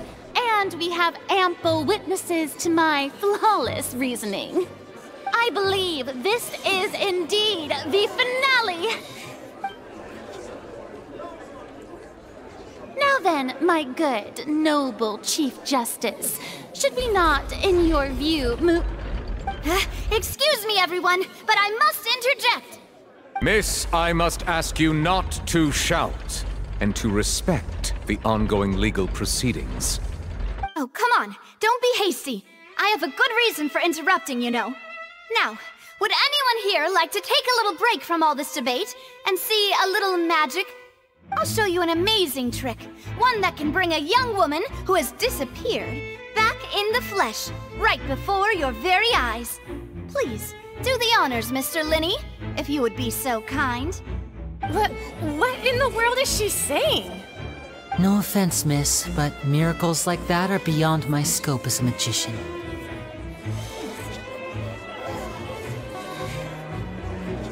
Come on now, don't be silly. Magic is all about misdirection, isn't it? It often conceals the truth while presenting a fascinating illusion. But once everyone believes the illusion, can't magic reveal the truth to them once again? And wouldn't such a trick be the most marvelous finale to today's performance? Come on, Linny and Lynette, give it another go. Don't worry, Spina di Rosula has made the necessary arrangements on your behalf. But, as the magic makers and stars of the show, I think I should leave the final performance to you. I understand.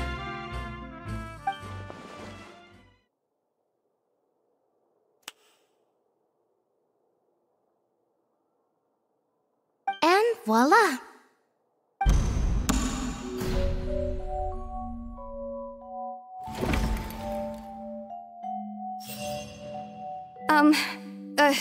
Sorry for the interruption.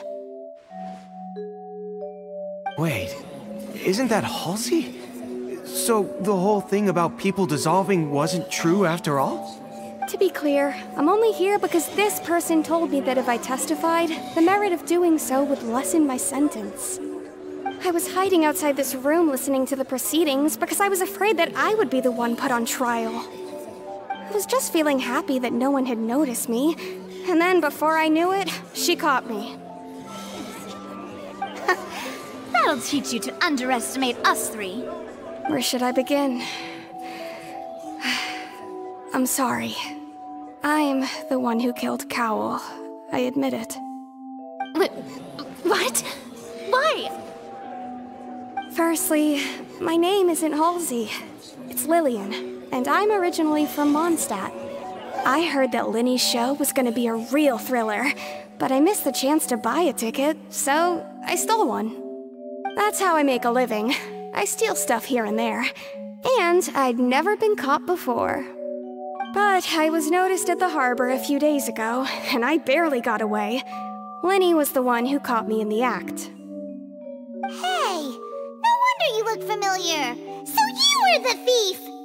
Liddy even mentioned that you were pretty skilled. Well, and I thought that would have been the end of it, but then the number selector chose me. He even mentioned the Fortress of Meripede. That's a prison, isn't it? So you can imagine how shocked I was. I thought he was onto me for sure. So I played along with the show while looking for an opening to flee, but then I got water poured on me for no reason, and then someone jumped into the tunnel to nab me. I wasn't going to take that lying down, so I knocked him out and stuffed him into the box. There was nowhere to run from there, though, so I had to change my clothes and hide in a box containing performance costumes. I slipped out after the first guard arrived at the scene and continued hiding inside the opera house. Can a person even hide in there? But I swear I didn't know that the water tank would fall down. Really, I swear it. Had I known that, I wouldn't have put him in the magic box. I may be a thief, but I'm no killer. Well, that makes everything pretty clear now, doesn't it? This time, we need to tell the entire story from Lily-Ann's perspective.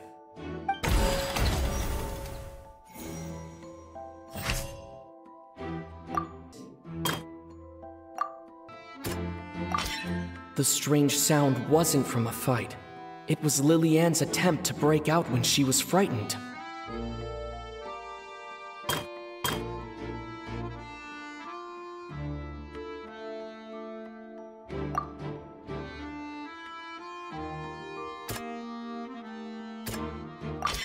The flower vase was not broken to cover anything up, but was smashed during the struggle between Lily-Ann and Cowell.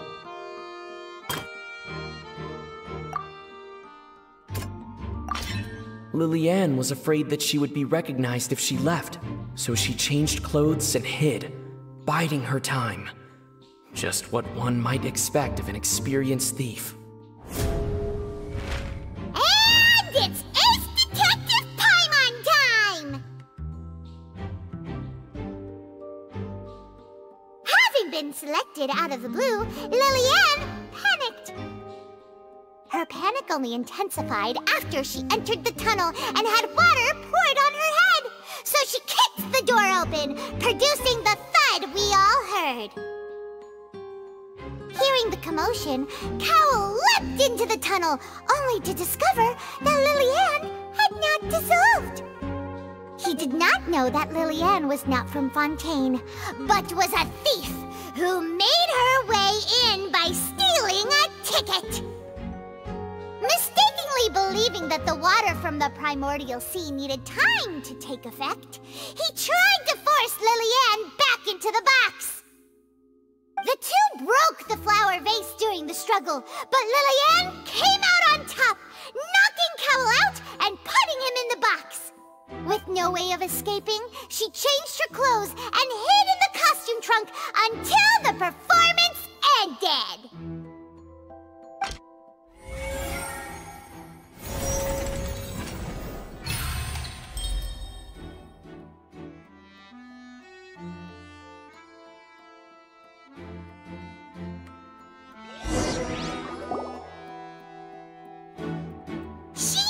That she would have to go through guard inspection if she tried to leave afterward.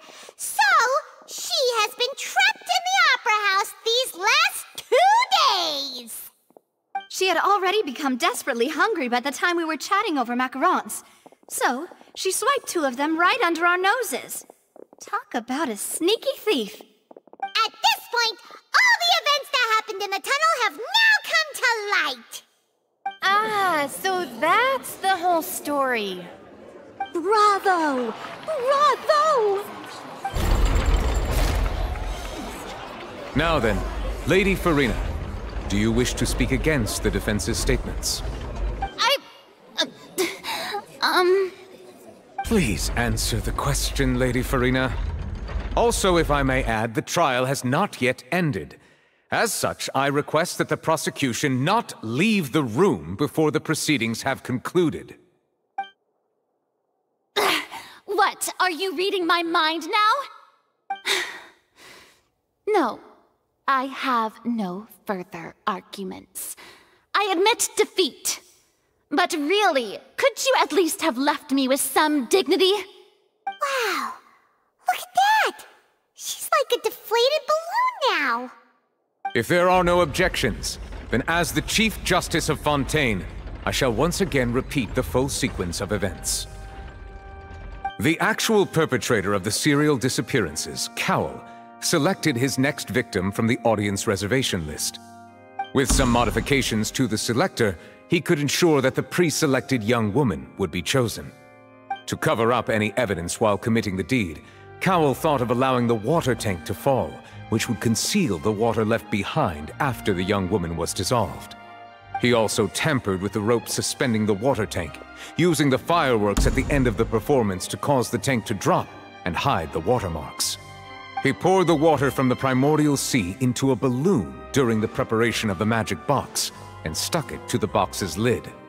Finally, he passed the prepared hook on a rope through the gap in the magic box's door when bringing the young woman to said box.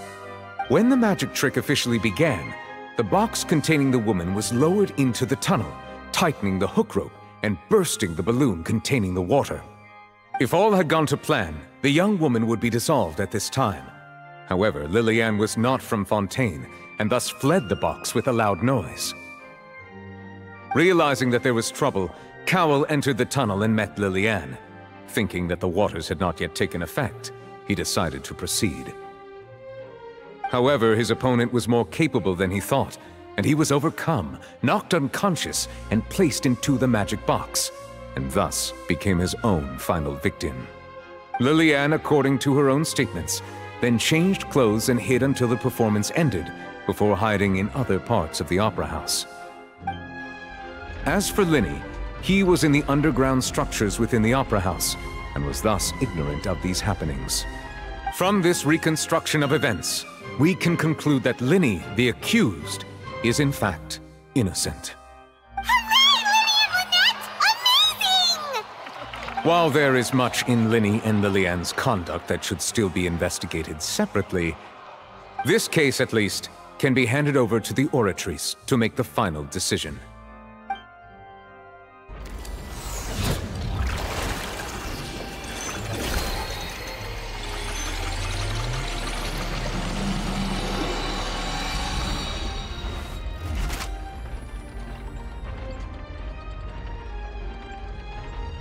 As such, Lyney and Lynette are officially declared not guilty.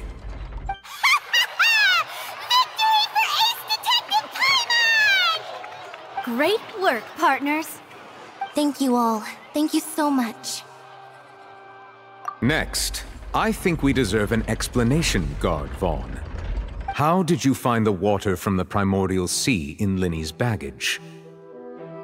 Right! Your discovery caused me to make a serious mistake, you know. Or was that not a discovery, but false evidence that you dared to bring before this court?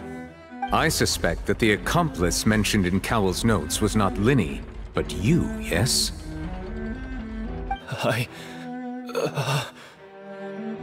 I'm sure you know what you must do to lessen your sentence. Speak quickly! Unless you want to earn yourself a one-way ticket to Coupon Town. I was just following orders. We were supposed to place blame for the serial disappearances onto Lyney, and thus cause suspicion to fall on the Fatui.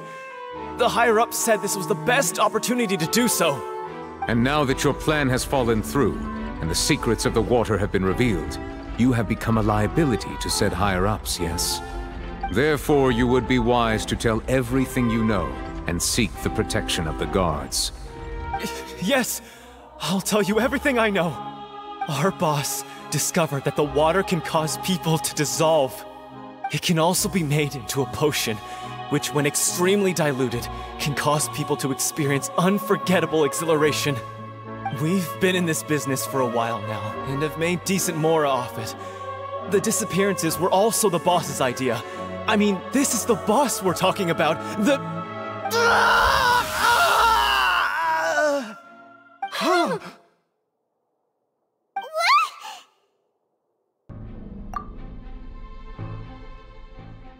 And now he can no longer talk. Such ruthlessness. I shouldn't have expected any less of them. An outrageous act. All present, please submit to inspection immediately.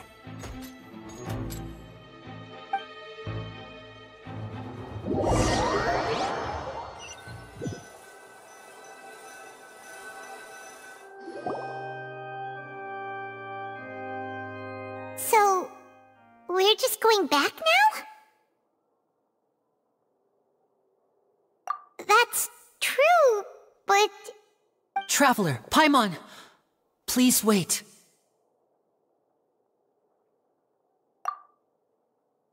Lyney... I know you may not want to speak to me right now. Maybe you don't even want to look at me. But still, let me thank you again for defending me to the end. Even after you learned that I'm a member of the Fatui.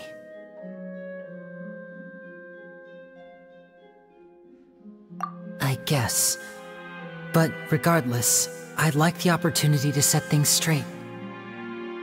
I didn't approach you with any ulterior motives or ill intent. I've spoken to you as myself, just plain Lyney this entire time. As for why I'm a Fatus, it's because the goals of the House of the Hearth align with those of an orphan like me. That's all. That was how Father, who you might know as the Knave, approached recruiting us back then too. The Knave? The one who controls the House of the Hearth? She's your father? That's right. And since we're here, I was wondering, would you mind hearing a story? It's about my past. Back when our parents first died, Lynette and I were left wandering the streets. To survive, I took to surreptitiously observing an older street performer who did magic. It took me several days to figure out how he pulled off his amazing tricks. I took my sister through several streets until we found a crowded corner, and we began to perform magic tricks there. To my surprise, we proved to be pretty popular, and we could at least stop worrying about where our next meal would come from for a time. But I didn't want my sister to remain a street rat together with me forever. Before long, an aristocrat came to me and claimed that he wished to take us in after watching my performances. So you went from orphans to nobility just like that? That was how we felt at first too. As if fate was on our side and we could say goodbye to those painful days. But I gradually discovered that while we were called foster children, he was really after my talent for magic tricks. He would constantly take me to all sorts of banquets to garner attention, which he would then use to expand his social circles. That doesn't seem too bad either. Better than roaming the streets at any rate. It took a while for me to realize just how dark his heart really was. After one particular performance at a banquet, I discovered that Lynette was not on the same return vehicle as me. I waited a long time after we returned home, but she did not come back. I went to that noble's bedroom and asked him about her whereabouts. The answer he gave me was, she caught the eye of the most eminent person at the banquet, so I sent her over as a gift. I mean, you'll be able to perform your magic regardless of who your assistant is, yes? Oh no. So he was gonna... But wouldn't Fontaine's laws deal with such people? As far as outsiders are concerned, this is a relationship akin to adoption or foster care, and they have their ways of escaping the eye of the law. I managed to ferret out the location of the mansion of that so-called eminent person and hurried through the night. But by the time I leaped over the walls, avoided the guards, and made my way in, all I saw was the moonlit ground covered in blood, and the Knave standing there in the darkness. So, she'd already taken care of that guy. That's right. She had rescued my sister before she could come to any harm, and had even discovered several girls hidden in a basement, all of them orphans. Father, I mean, the Knave, might have seen something in me, and so she made me an offer. The House of the Hearth welcomes you, for your interests align with ours. Here, none will ever betray you. Indeed, betrayal shall never be permitted here. I was hesitant to trust her. I mean, I had just been betrayed by nobles. But she was also quick to destroy the noble who had taken us in at first, giving us back our freedom. Oh, so that's how the two of you joined the House of the Hearth. She has her own plans. She has gained permission from the Tsaritsa to first use the Gnosis' power once she obtains it. She plans to use it to find a way to break the prophecy and save Fontaine. So, she believes in that prophecy too? That's right. The whole House of the Hearth is currently working to combat that crisis. Today's case has also proven that people from Fontaine can indeed dissolve into some sort of water, thus further supporting the prophecy. All of us house members here, Lady Arlecchino herself included, are from Fontaine. We won't give up on defending our homeland. To us orphans, the only connection we have left to this world, apart from our family, is our homeland. So, from small deeds like distributing magic pockets to huge schemes like stealing a Gnosis, everything is aimed at dealing with that prophecy. It's all right. I understand. The only thing I can do is relate all this to you. I just hope you can understand that even as a member of the House, I have never stopped making my own decisions, and that I believe what I'm doing is right. If you should need anything at all in the future, feel free to find me. I will do my best to help you, as plain Lyney.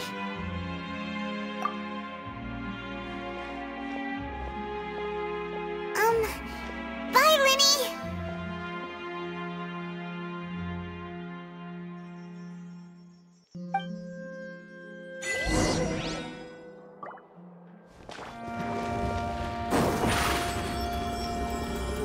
Step on up!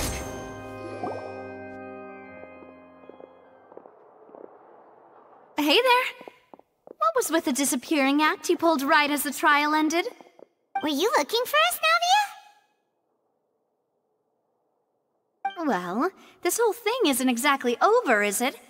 I do feel that we're getting closer to solving the serial disappearances case, though. Don't you think so, too? Huh? What's wrong, my dear partner?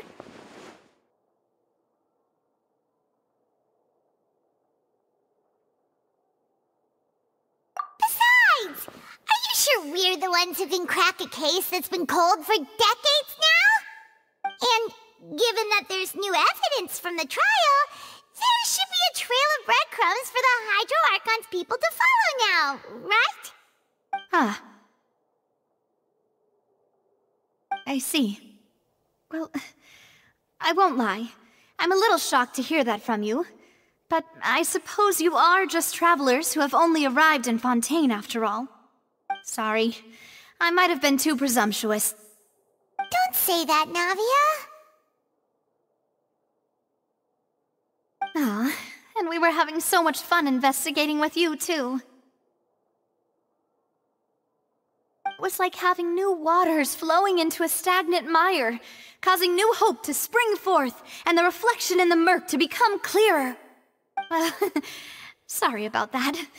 I'm a bit prone to nostalgia. Don't mind me. Wait, shall we have a farewell meal? You know, to commemorate our time as partners? Huh? Do we really need to get that formal?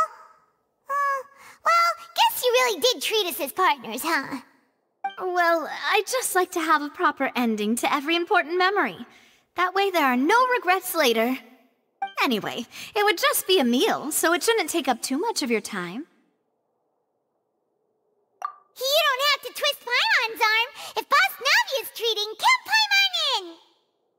Oh, wonderful! In that case, why don't we return to the Court of Fontaine and head to the Hotel de Boer? I believe we'll make it just in time for dinner. All right then, let's have our farewell meal!